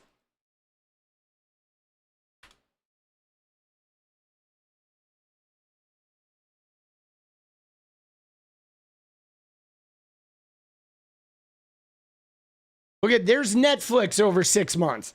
It's like up, right? But here's their little blip, okay? They had a blip there. Where is it? Right here. If you look at the last fucking 5 days, okay, there was this. This was their big October 1st. Elon said, cancel Netflix. And there was a little bump, right? It dropped from 1170 to 1140. It dropped $30 on an $1,100 a share stock. I mean, this is negligible, guys, right? But again, they're out here. They're out here like bragging about this shit, right? Like, ooh, 15.1 billion. You guys, right? Dude, it's like this shit is down like 3%. Okay? Now they're memeing about this, right? Right? This is fucking, it is crazy. But they call this pushing woke and trans ideology at children. Okay? Now here's what I want to ask about this. because I don't understand, okay, when you have Netflix, okay, there's like 10,000 shows and movies and what have you for kids on Netflix. There is so much content on Netflix, and they have found like 1 or 2 shows that have transgender children characters. But like, this is what's really crazy. How they always use the word push. They use the word force. They use the word, right? Like first off, woke and trans ideology, there's no such thing as a woke ideology. There's no ideology of wokeness, right? There's no transgender ideology. There are transgender people and non-binary people, but my God, if you go and look at transgender people, none of them are like remotely similar. I mean, they all may share in the experience of what it's like to be transgender in this world and having to deal with the bullshit that transgender people have to deal with.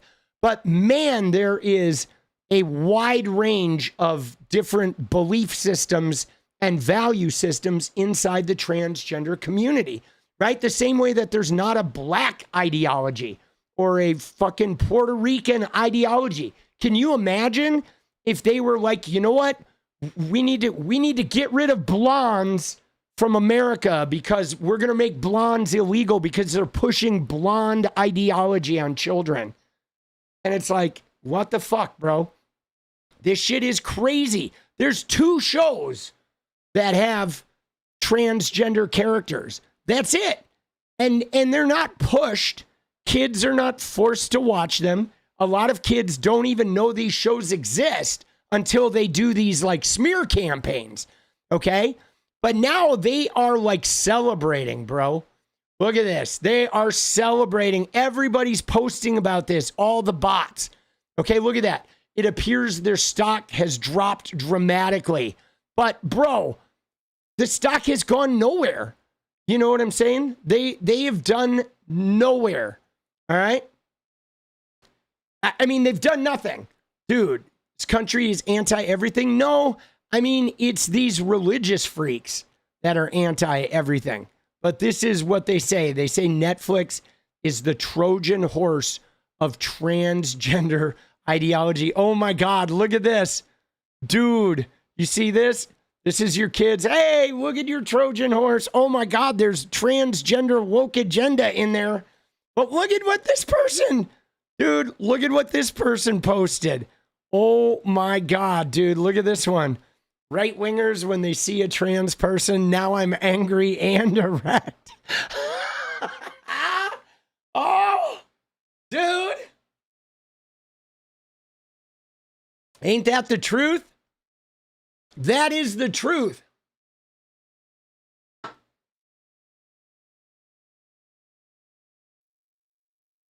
Oh, now it's up to 20 billion, right? But yeah, Libs of TikTok has been going to town on this, boss.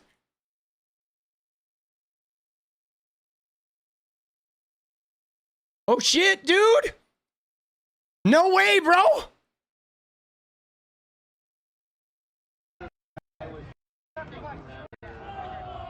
Dude, the Portland cops arrested 𝗙ecie𝗶𝗹𝗶𝗀𝗀.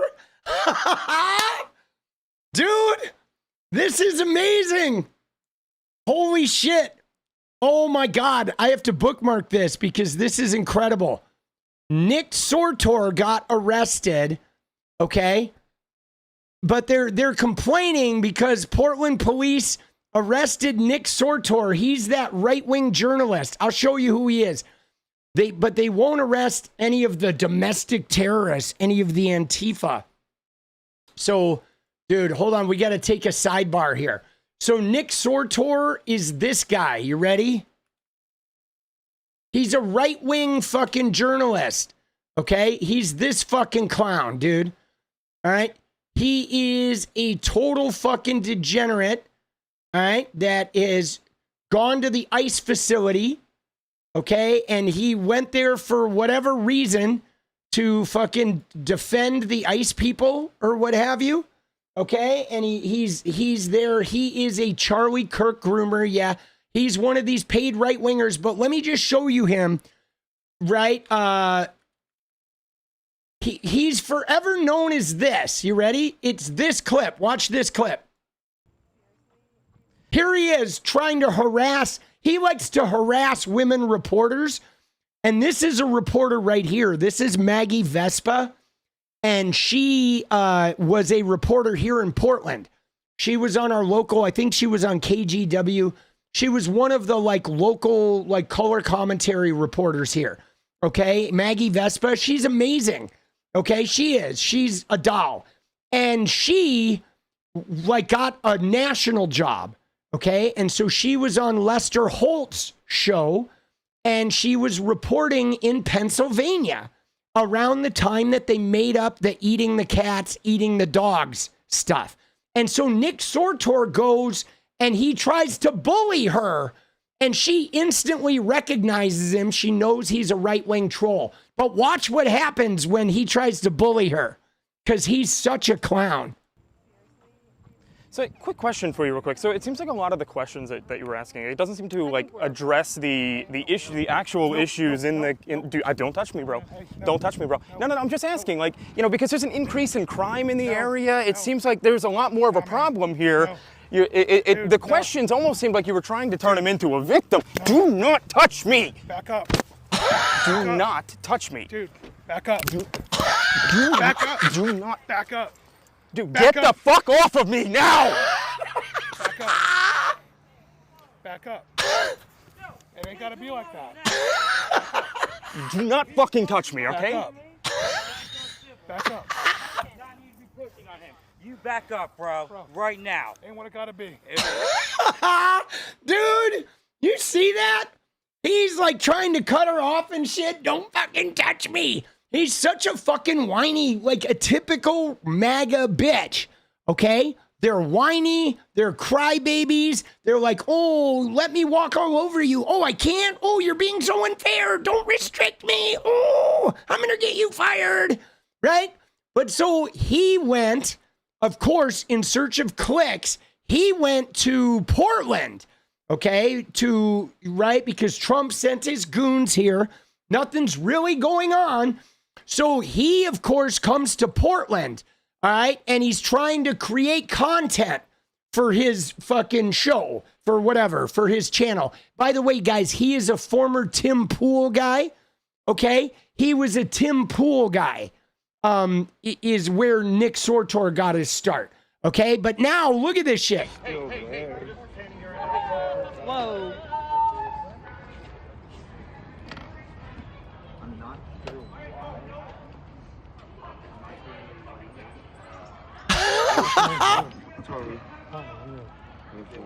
You're ready to turn that phone off. Dude, that's so funny. So he goes to Portland to try and make like Antifa videos and he's getting arrested, right? Dude, he's getting arrested. Body, I'll have a conversation with you. I'm just going to scan you for other devices. Universal precautions. We're going to have a conversation about a big... Dude, you hear that person yelling at him? Yelling at him? Somebody yelled at him, you dumb piece of shit. Listen, listen to the guy yelling at him. I don't know what he did to get arrested. You're ready to turn that phone off. Let me scan your body. I'll have a conversation with you. I'm just going to scan you for other devices. Universal precautions. We're going to have a conversation about... Dude, the guy off camera said it fucking sucks for you, you dumb piece of shit. He said, lick my dick. Oh my God, bro. That's hilarious. That they're clowning him, bro. He went there because you know why he went there. He went there to try and identify people as Antifa and to try to stir the pot. So there's this woman named Katie Daviscourt who is here in Portland. She's like one of those Andy No guys, okay? And they call themselves journalists. But basically, they come to Portland, and we do have a big resistance community here in Portland. Like, if you're a Proud Boy, or if you're a Nazi, or you're a Patriot Front, or if you're like an oppressive federal officer, we're not going to stand by and let you walk over us. Okay, there's a group of people that are very organized in Portland that are going to show up and they're going to beat the Proud Boys' asses, okay, consistently.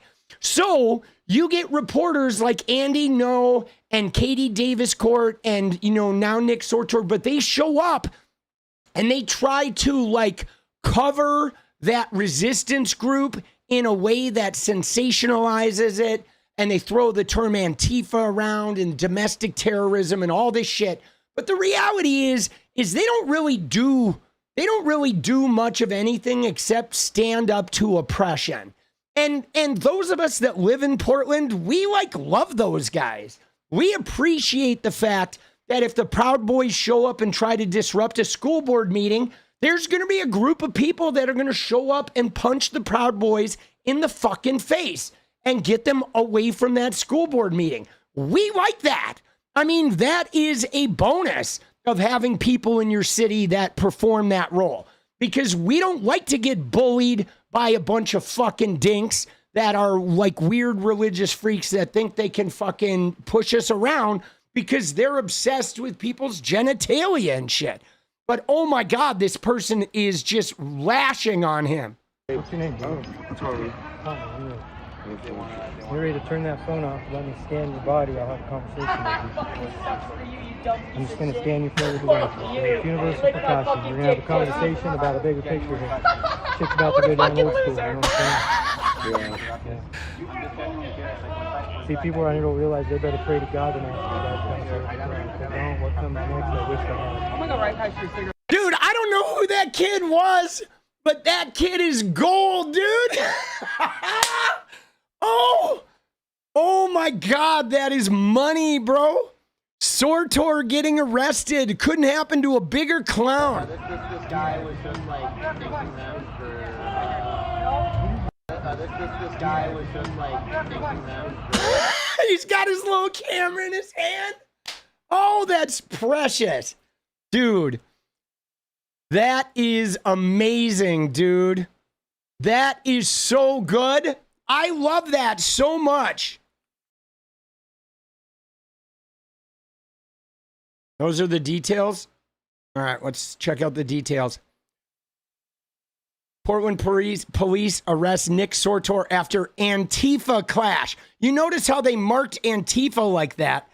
They arrested conservative influencer Nick Sortor as they moved in on the disorder at a protest outside the ICE facility in Oregon City. Video footage showed Sortor in handcuffs surrounded by officers, of course, getting ripped. Katie Davis Court said Sortor had been targeted by Antifa shortly before there was a physical altercation.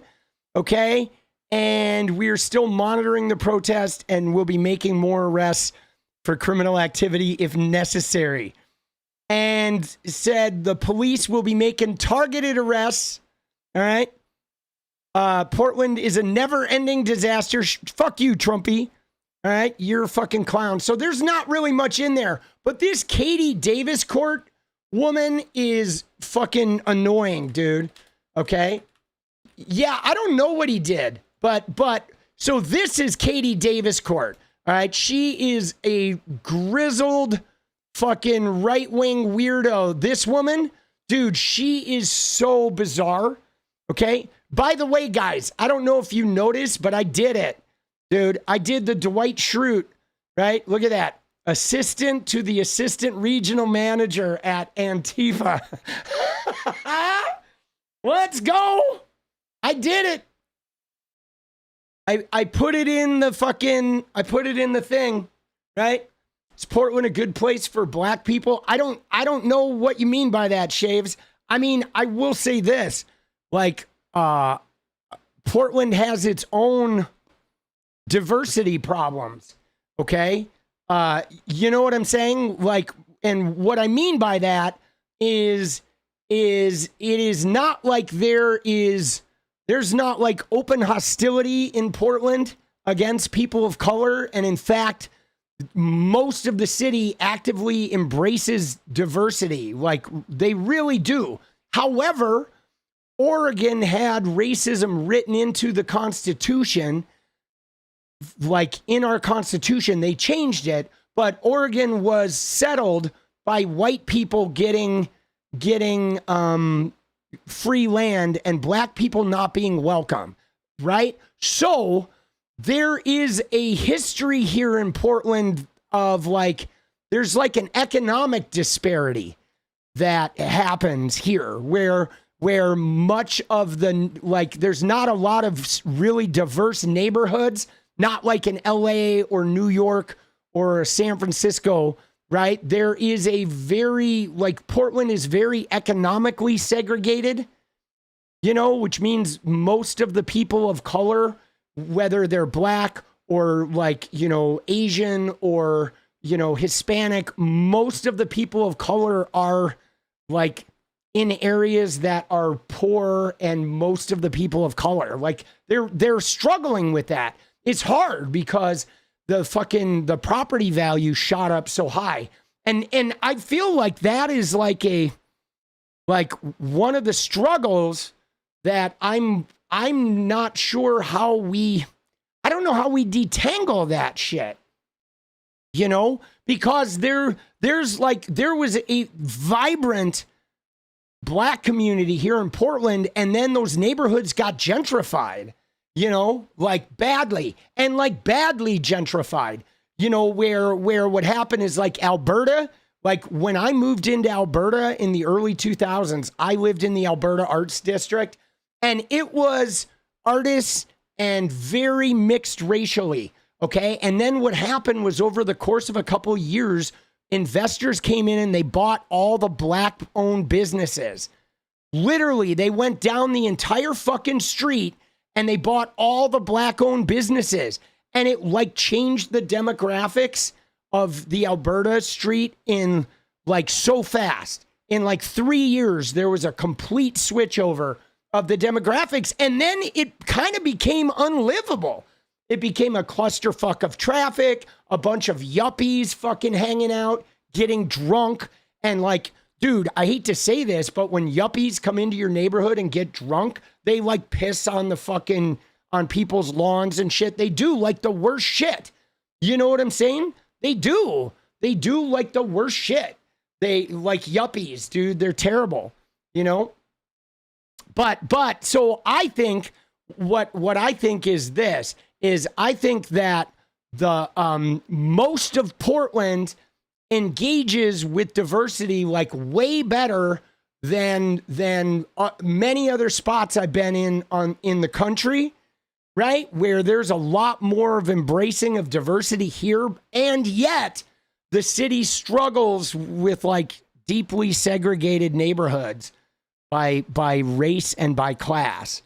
And it's, you know, it's a real struggle, but this is kind of like an American struggle, guys, that we have to figure out because unfortunately, right? Unfortunately, what do you mean I didn't answer the question? I don't even know what the question was. What was the question? Right?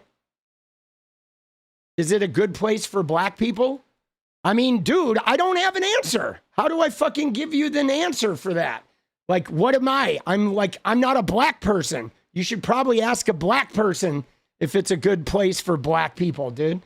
I'm just giving you an answer of what it's like here for people of color, right? And the fact that they're not harassed and they're not unappreciated and they're not treated like fucking they're outlandish, but there is a real problem with gentrification and a like racial segregation that was inherent in the state of Oregon that they still grapple with, you know what I mean? It's fucking hard, man. It's hard. Like, you know, and so, yeah, I don't know. You know what I'm saying? Dude, yeah, people are just like pile into shit. But in reality, though, just for the record, to finish what I was saying, we have a problem in America, guys, and I'm not going to sugarcoat it for you. But let me just tell you, the problem we have in America is that property value is tied to race, period, okay? That's it. It's tied to race. If a bunch of white people move into a neighborhood, even if that neighborhood is affordable, 5 years later, that neighborhood is no longer affordable. All the property values go up. And if people of color move into a neighborhood, the opposite goes down. Okay? And so, right, the opposite happens. And that sucks. I didn't realize this, guys. I did not realize the depth of racism in America until I bought a house. That's when I realized that school rankings, property values, 100% racially tied, right? But I will say this, though. Oh, you got the video. I will say this, though, to answer Shave's question. You ready? Let me just tell you, Shaves, I will say this. Some things. Let me give you this, though.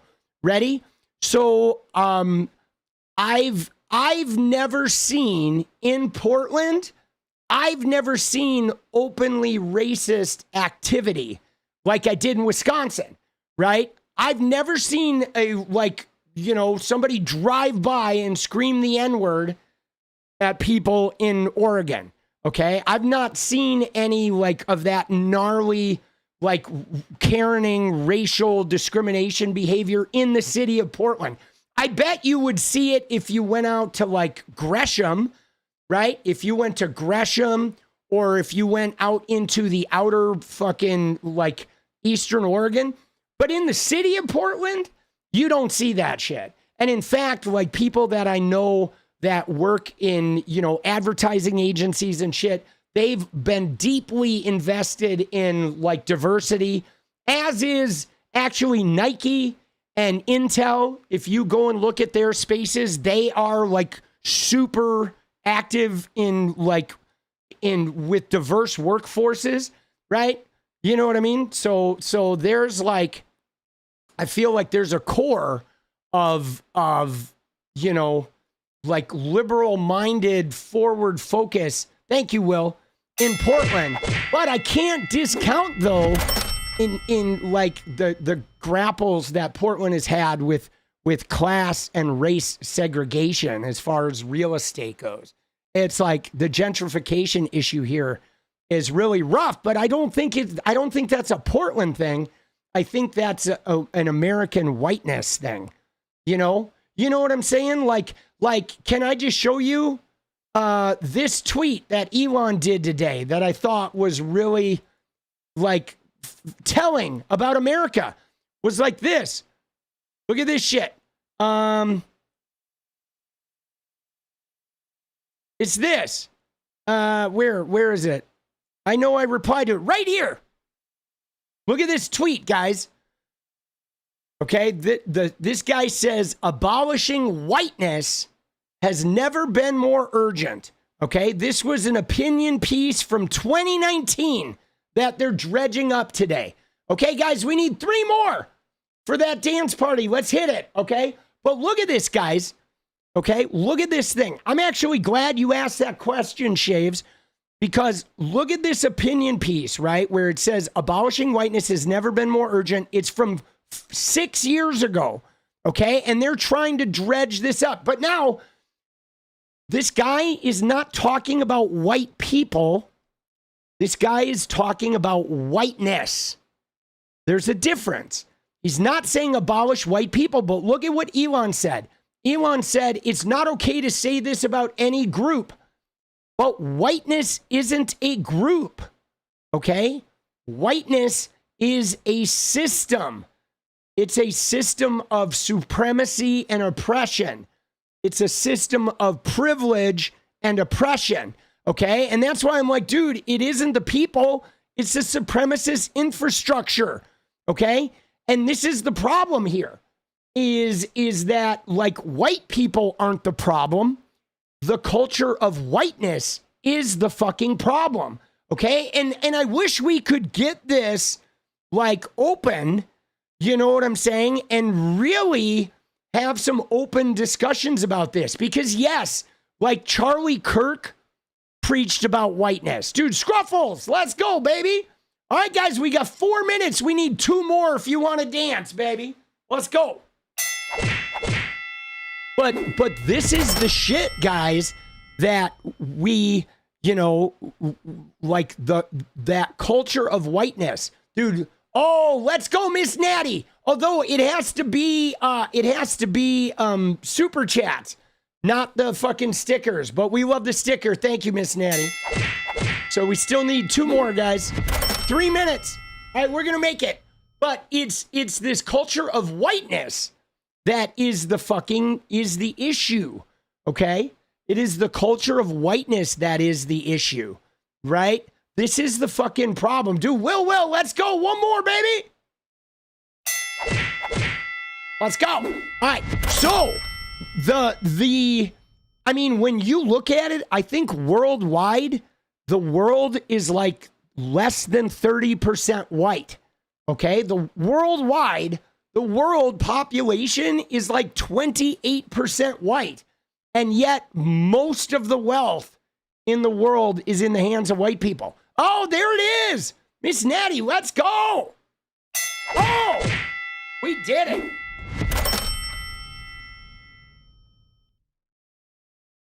Dude, what is this person that they're freaking out? Dude, yeah, what is their obsession with fucking, right? They're like, oh, it's a yes or no answer. I mean, dude, it's not something I can answer, boss. You know what I'm saying? It's not. You're gonna have to ask a person of color with that, right? I think I know though with that person, like they're just fucking trolling, dude. You ready? Say goodbye. Smell you later. We appreciate you being in the audience, but you're no longer gonna be able to communicate because you're fucking annoying. Let's go. Oh shit. Oh. Dude, yeah, love trolls. I love ending trolls, dude. It's the best. Ah. Oh, shit. Let's go, baby. A lot of people are mixed. No, I mean, I will say this, guys. See, again, it's hard for me to answer those questions because I don't know what it's like to be black here in Portland. Okay? I don't, obviously, but I know that Portland does not have like any of the open racial tension that I witnessed in Wisconsin and that I witnessed in the South. That does not exist here. Okay, there is a culture of acceptance, and it's not just about color. It's a culture of acceptance about gender identity and all that kind of shit. Like there's a lot of transgender people in Portland, and they work jobs, you know, like your cashier, it could be transgender. The store manager in Portland may very well be transgender. Okay, that type of scenario, the restaurant manager could very well be transgender or a person, a woman of color. I mean, there's that type of, you know what I'm saying? There's that type of like acceptance here where, but you know, the gentrification and the property value situation has made it so the city is a bit segregated. And what's more, though, it's like the Portland segregation, I feel like the gentrification of some of those neighborhoods, like like there was, you know, there were these really burgeoning neighborhoods of color that kind of got broken up. And so now I don't know what it is like. You know what I'm saying? Like I know that we moved into a mixed race neighborhood and we remodeled our house, and we've been here for 12 years. And there's a lot less, like, it's still diverse and it's still a mixed race neighborhood, but it's less mixed than it was 12 years ago, for sure. Right?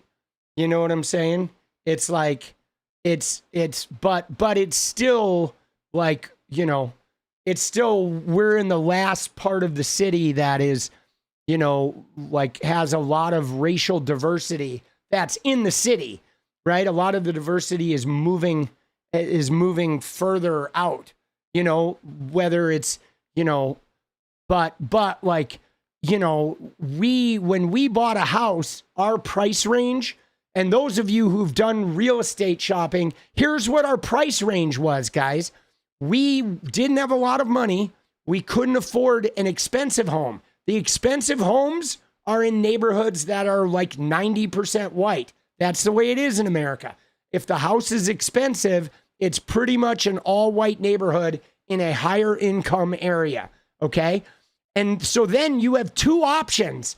If you're lower income, you can move to a neighborhood that's mixed race and diverse, or you can move to a neighborhood that I call white trash, which is the suburbs of like the white MAGA people that have all moved into a sort of a lower income neighborhood where they don't want to be around people of color.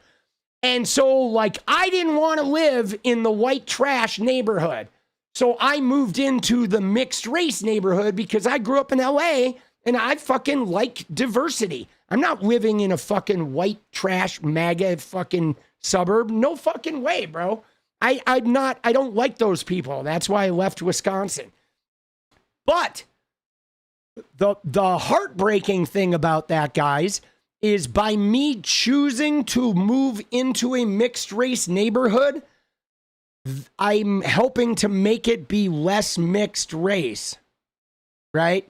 And that's the thing that's like heartbreaking, is I moved into a neighborhood to embrace the diversity. And once I showed up and remodeled my house, I've now created a neighborhood where there's going to be less and less diversity. And that's so fucked up. Like, that's our American real estate reality, right? You know what I mean? It sucks, dude. It does. I don't know how we fix it. You know? I don't know how we fix it. I'm a singular guy. Dude, you know, I mean, I feel convert to Islam. No, I'm not converting to any religion, dude. I don't like any of the Abrahamic religions. Not my cup of tea, right? But I feel like some of it has to do with you know, some of it has to do with, you know, income distribution. You know what I mean? You know what I'm saying? Like, I don't know if you guys notice this, okay? But I'm gonna talk about something else while we're on this discussion. We did a little detour here into race, but I think it's important. But so the thing that became very stark to me, guys, was during the pandemic, okay? Because during the pandemic, what I discovered or started noticing was that a lot of, like, you go to fast food, if you go into a fast food restaurant, or if you go into a restaurant, a lot of times, you know, in most retail situations, it's people of color working, serving mostly white people. And I started noticing that. My God, you go to an airport, okay? And the airport is filled with mostly white travelers buying shit from people of color working the jobs. And it's like really hard for me to like see that. Like, I'm like, when did America become like that? Or have we always been like that? And I just didn't start noticing it. But it's becoming more and more apparent. You know what I'm saying? That like a lot of our industry is broken up like that. You know, credit cards. I mean, maybe that's it. That like the white people have more access to credit, but it's really hard. You know what I'm saying? You surprised that I just noticed saying that? Well, yeah. So Kim, I don't ever go to golf clubs.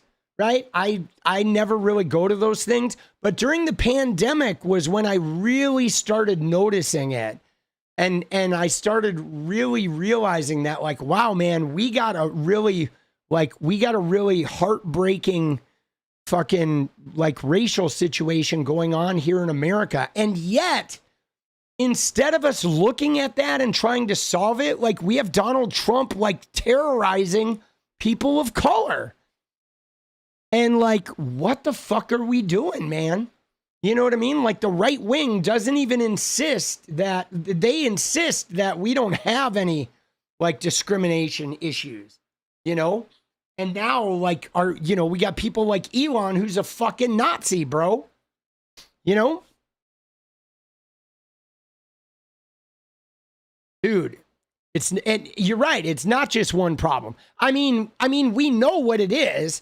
We know that America was founded on slavery, and of course, we're still like living in the shadow of that, period. Whether it's like the racial segregation or the property values, the policing, the justice system. I mean, it even goes so much as if you look at capitalism. I mean, capitalism is a form of slavery. Okay, it's not nearly as wicked as the enslavement that happened in the fucking 1700s here in America. But when you look at capitalism, where the owners control all this wealth and the workers struggle to fucking survive, that is a remnant of slavery. Okay, capitalism is a remnant of slavery. It's impossible to not notice how like what it is. You know what I'm saying? It's, you know what I mean? It is still like you are enslaved, you know, like we are, if you know what I mean? It's just, they moved it into the prison system. They created a minimum wage, but like, dude, the minimum wage, the national minimum wage in America is still $7.25, guys.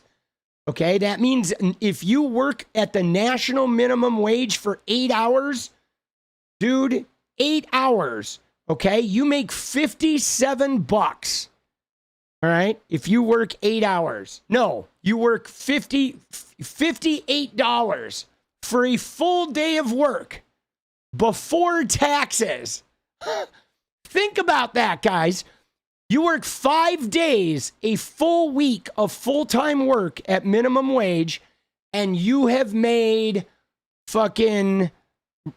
Right? You have made 58 times 5 is $290 before taxes for an entire week of work. Okay? If you have a cell phone and you get Netflix and you buy groceries, you have $0 left, right? You can afford a phone and ramen. And you can't even pay rent on that. That's $290. That means after taxes, it's like $230, $240. That means you're making less than $1,000 a month, bro. That's our national minimum wage, guys. Oh my God. Dude, if you wonder why there is crime in America, there it is. That's it. Because if you are in a social group, whether it's by race or by class or by whatever, you're born into poverty, whatever, you're in a shitty neighborhood and the only jobs available are things that pay minimum wage, you're better off living a life of crime.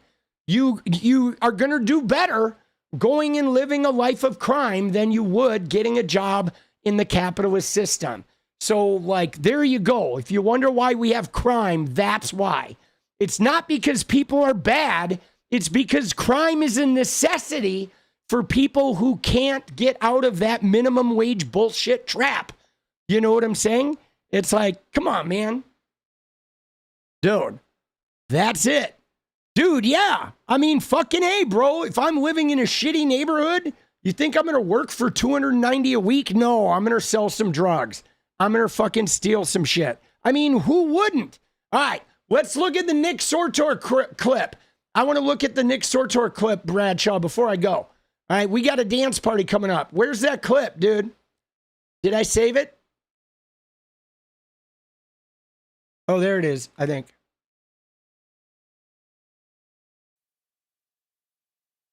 All right, this is it. All right, so they're saying Antifa surrounded 𝗙cie𝗶𝗶 and a scuffle occurred. Oh, shit, boss. Dude. So yeah, no, if we remember him, if we look at him, he's got the gray sweatshirt on, Okay, he's got a gray sweatshirt on right here. Dude, 𝗙ecie𝗶𝗹𝗶 is a fucking dink, bro. He is.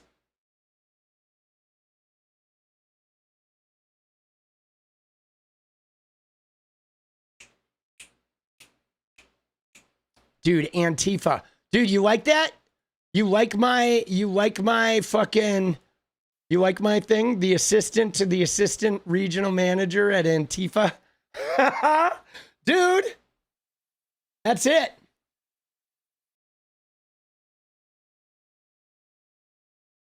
I love it.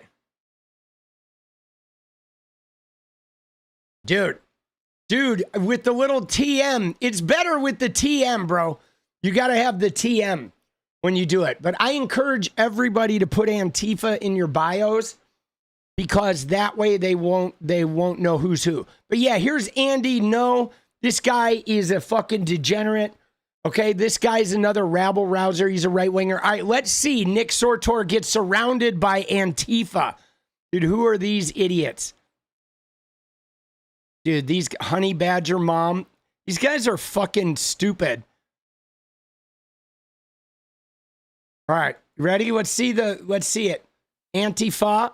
With the flag.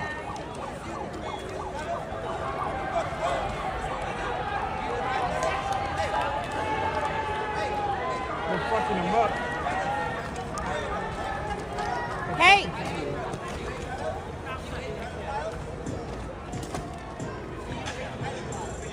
Mark's a veteran. He's got it.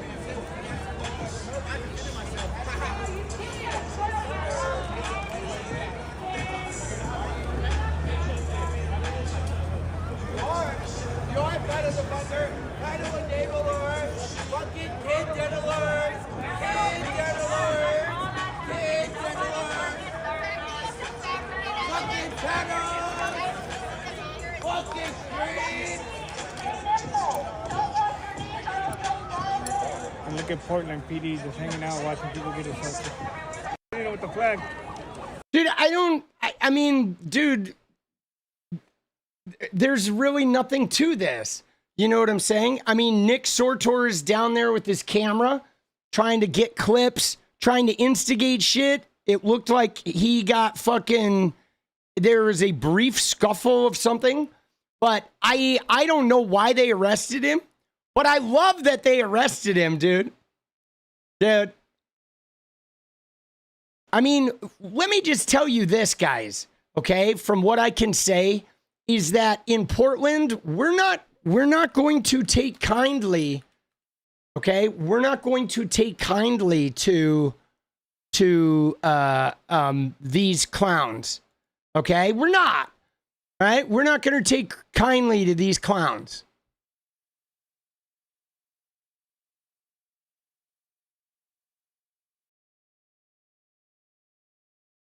Dude, they're saying Portland PD is corrupt? Okay, let's see. Here's a thread on it. Okay. This is a thread. So, I guess there's a whole thread about what went on.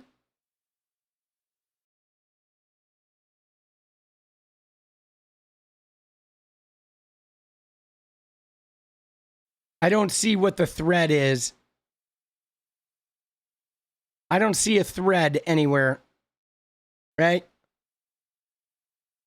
Looks like he got jumped. He fucking didn't get jumped. Give me a fucking break. See, it's funny though, because like Portland, my thing with Portland is Portland's not gonna be supportive. Like, we're not supportive of like right-wing trolling. We aren't. If you come here and you're a Proud Boy or you're a Trumpy and you pull that shit in Portland, like, you're not going to get very far. And we've definitely had some issues, though, with the cops being a little too close to the Proud Boys, but they've worked pretty hard on, like, trying to fix that. But this woman said, look at this woman. She said, there is a whole thread here, but there's no fucking thread. They all call themselves citizen journalists, right? Which, if you look at them, dude, they're fucking clowns, bro. MAGA weirdos. She's not a citizen journalist. Dude, this woman is probably fucking licks a Bible for fucking breakfast, bro. You know what I mean? These MAGA fucking weirdos. Dude, she's got the Bible eyes in full effect. But there is, I don't see any thread here of what's going on. Oh, here it is. Okay, so there is a thread here. It says,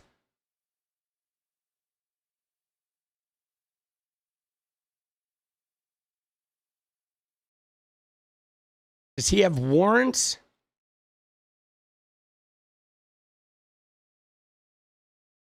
Oh, shit. No way, dude. All right, this looks like we have the fucking police information. It says contact was made with a Nicholas J. Sortor due to something reported, right? A driver. This is something from Kentucky. So he has a warrant from Kentucky.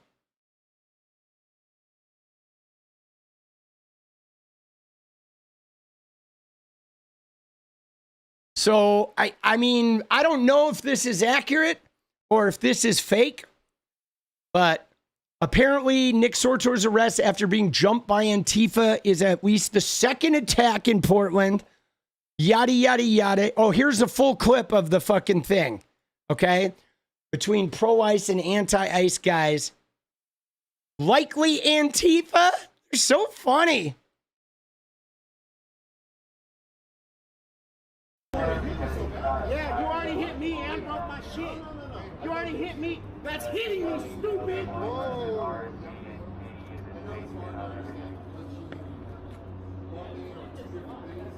It's still getting in my space and touching me when I don't want you to touch me, so I'm gonna defend myself. Now get the fuck out of my way. Hey, touch me, faggot. Dude. I thought you guys were tolerant of gays.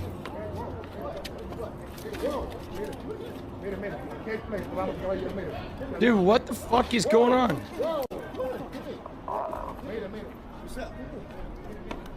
Dude, he's wearing a freedom shirt? Dude, see, this guy, I don't even know who this guy is, right? Like, I feel like these guys are both douchebags. We have the guy wearing the freedom shirt, but this guy right here throwing the F slur, that's not like, these guys are both on the fucking wrong team, bro.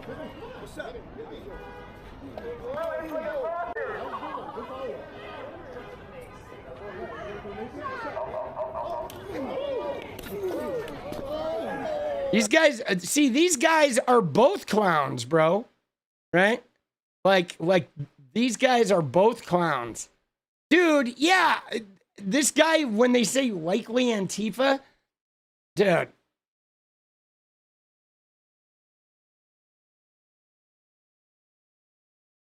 I don't know what this is, dude. Yeah, that wasn't a very interesting fight, dude.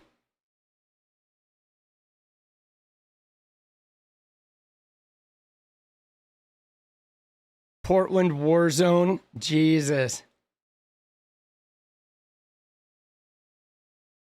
Dude, yeah.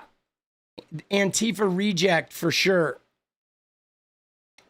But again, we don't really know. All right, so it says, oh, here we go. So here's what we got. It says Nick Sortor was arrested by the Portland police on suspicion of second-degree disorderly conduct outside the ICE facility. Antifa had been targeting him. Dude, when he's likely released sometimes in the afternoon on Friday after being arraigned, he may not have access to his belongings. I hope he traveled with someone who can meet and help him. It says PPB continued to monitor the situation, responded after seeing additional fights break out. At 11:16 p.m., they moved in and arrested 3 people booked into Multnomah County Detention Center. It was Angela Davis of Vernonia, Oregon. God, that's a small town.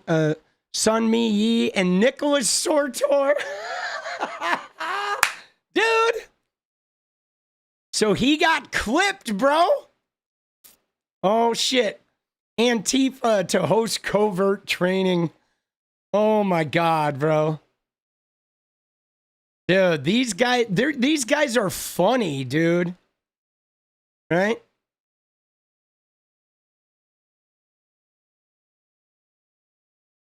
Dude. Dude, I love Nick Sortor. Oh, shit. Dude, isn't that funny? Yeah, I mean, he's down there. He's down there doing some shit, right? He's fucking around, and it sounds like he's also finding out. Oh, that's precious.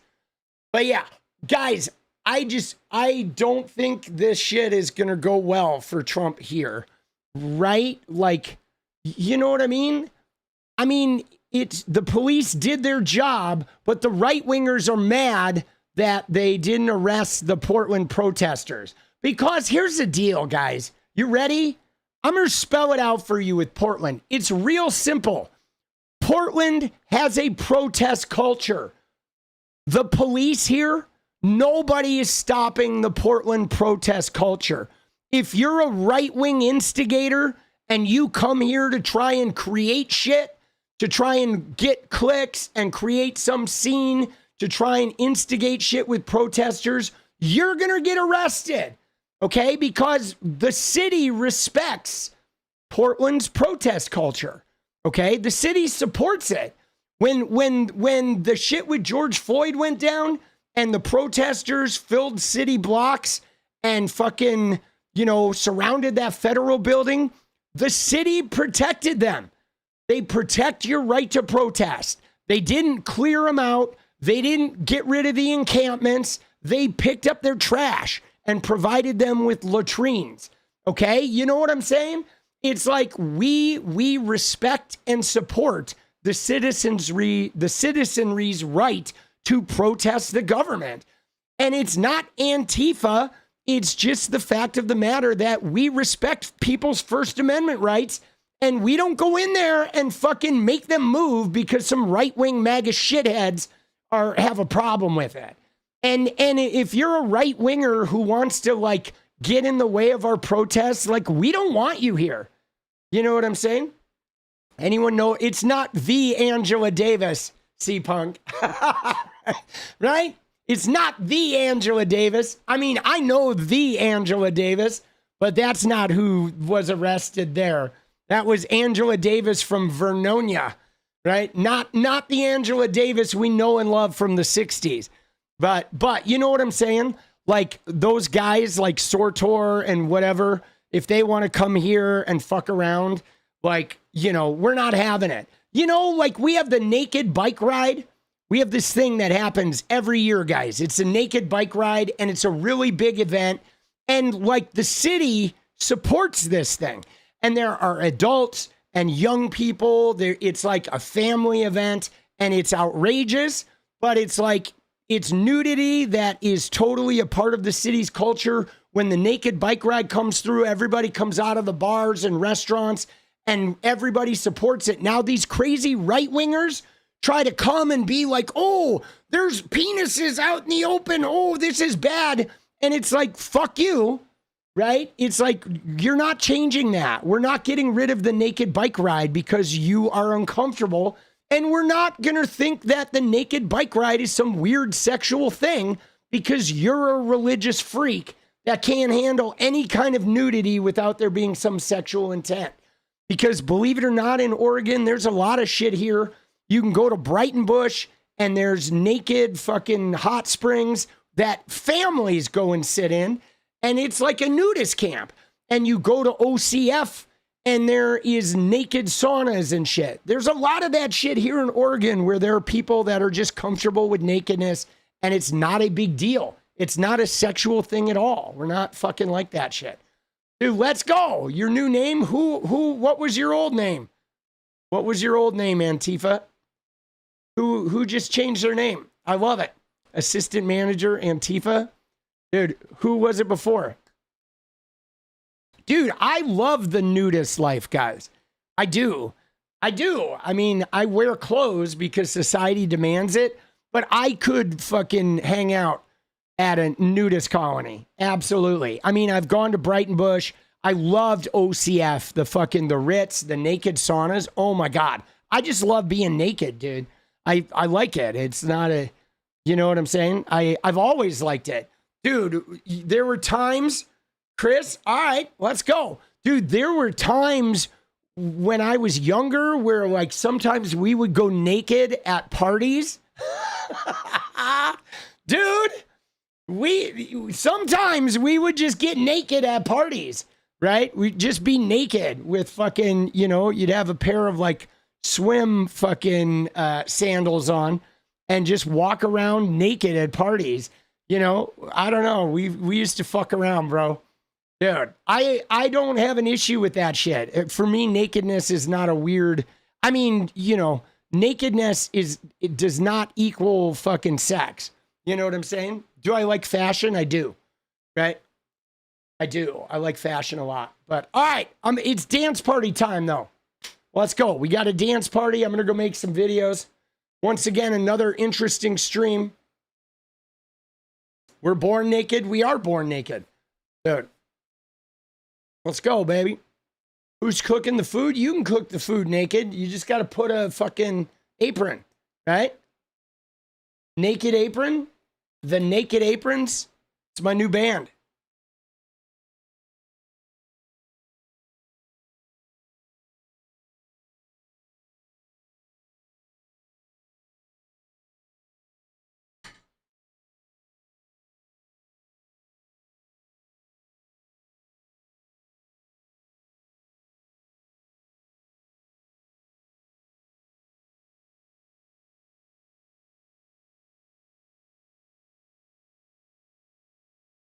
Yeah, nudity doesn't equal sex at all. And dude, it wouldn't. I mean, it's like social pressure that creates that.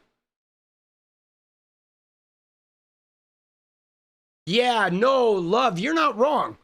Struggling to say earlier, belief in social Darwinism, one of the problems in our form of capitalism, believing that only the fittest deserve to survive. Yes. And then the constant economic growth creates that wealth gap. Right? And well, and you know what else it is, though? You know what else it is, love? Is there something else in America in particular is Calvinism.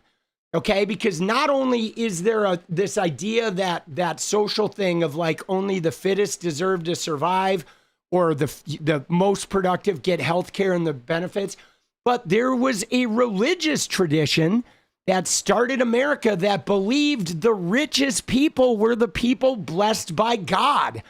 So there is a divinity attachment to wealth in America that is like you're taught to worship the wealthy, and the wealthy are treated like fucking their deities, and the wealthy believe that the wealthy religious people believe they're entitled to fucking, you know what I mean? They're entitled to do what they want because they're representative of the ultimate deity.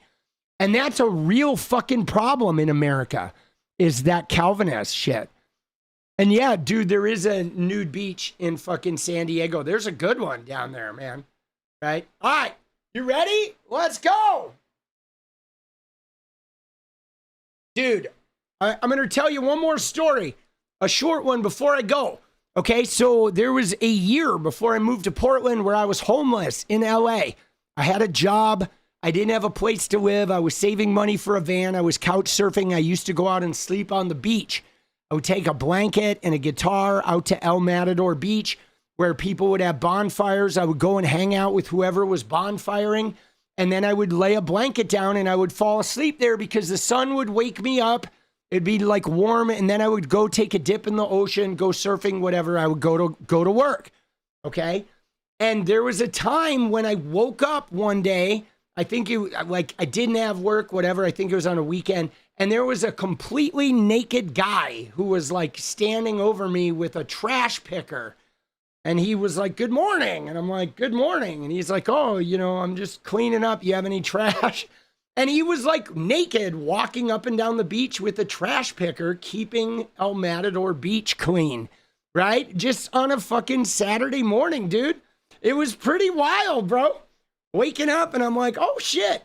And dude, I didn't think anything of it. I mean, there's just a lot of that kind of shit in LA, man. Crazy, dude. Yeah, no, Ron, you're not wrong, dude. The Calvinist is terrible. They believe if you're poor, you're sinful, right? If you're poor because you're a dirty sinner, right? And it's problematic, dude. And I'm telling you, it is the Calvinist mindset okay, that is like what has leaked into our social structure, right? That's why our social structure here is so gnarly, because of that Calvinist mindset. It still lingers here. It's like still part of our social fabric. I think we're all taught that in a way, that if you're poor, if you're destitute, that you've caused it. It is your own moral failing, you know? You know what I mean? He was cut. You know, if you need to know, he was. All right, you ready? Let's go, baby. Let's get that fucking bit of deja vu going.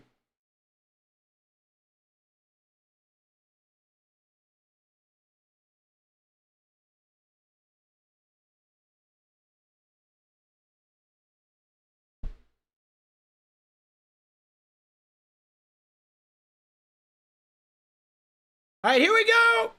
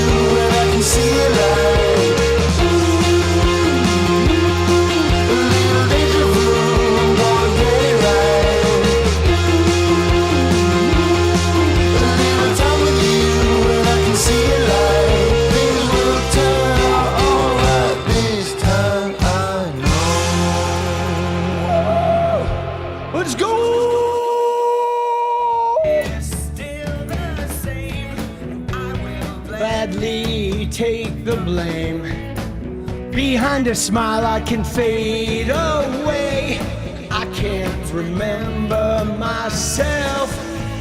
I can't remember myself. Nothing else. Let's go!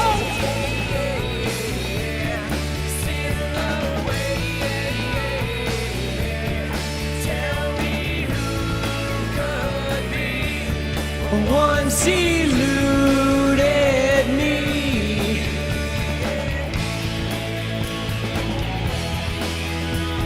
Let's go!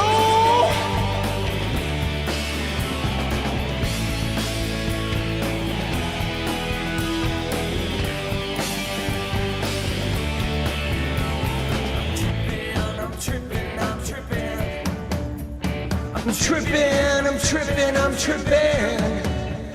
I'm tripping, I'm tripping, I'm tripping. I'm tripping, I'm tripping, I'm tripping.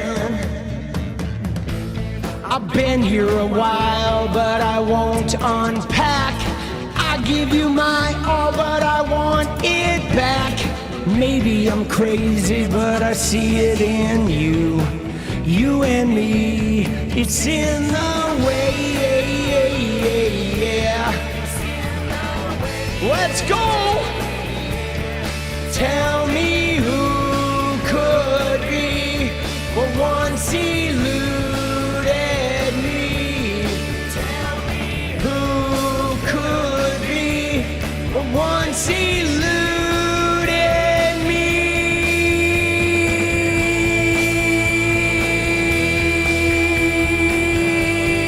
Yeah, yeah, yeah, yeah, yeah, yeah, yeah. Dude, I still got it.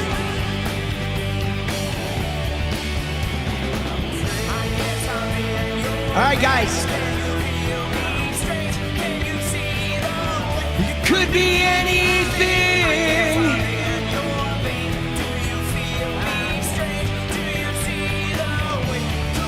Anything. I'm tripping. I'm tripping. I'm tripping. Yeah, yeah,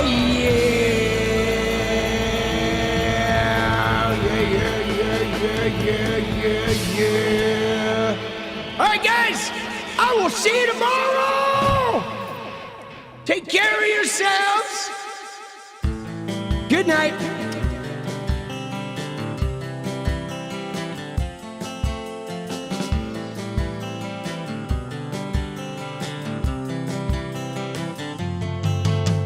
Hey, I just want to change the world. I just want the perfect girl. I don't want to hang around, I'd rather be found. It gets better, I wonder, my pleasure together. Everyone's waiting, anticipating.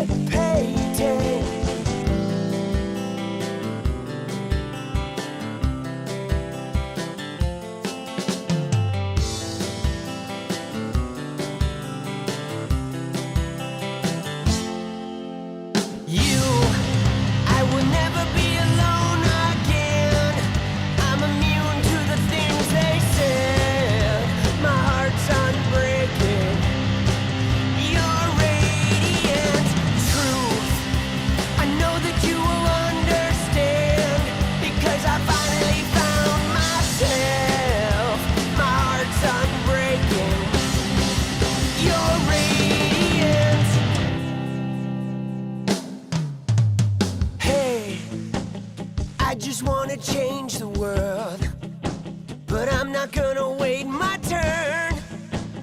I don't ever want to come down, I'd rather be found. It gets better, I wonder, my pleasure together. Everyone's waiting, anticipating.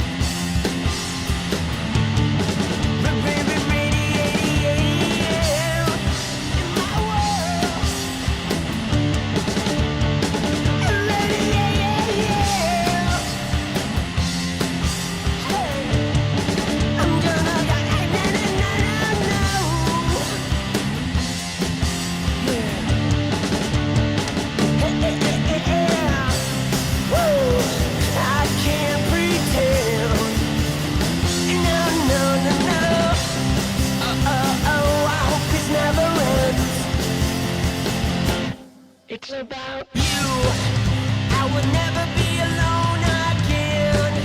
I'm immune to the things they say. My heart's unbreaking. You're radiant truth.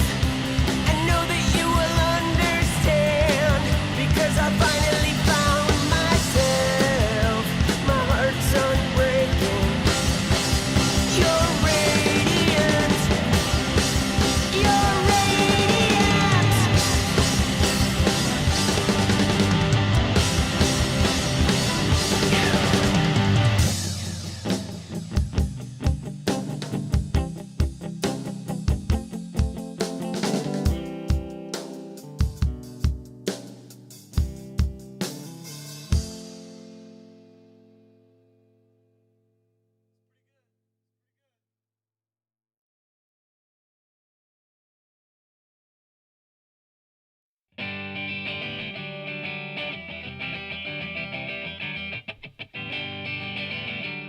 Freedom.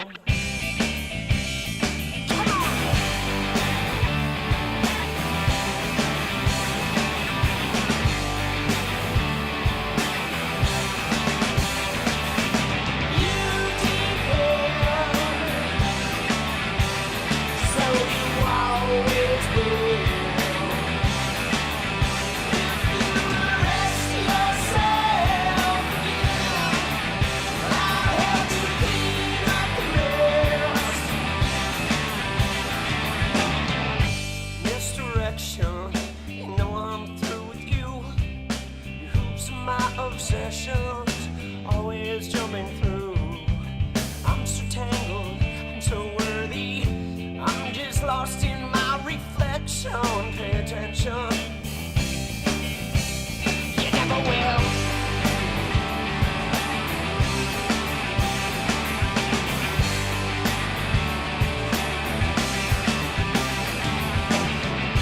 I will overanalyze and fall victim. But when I'm lowest, time to get to know myself. I'm still tangled, I'm not worried, 'cause I am caught up in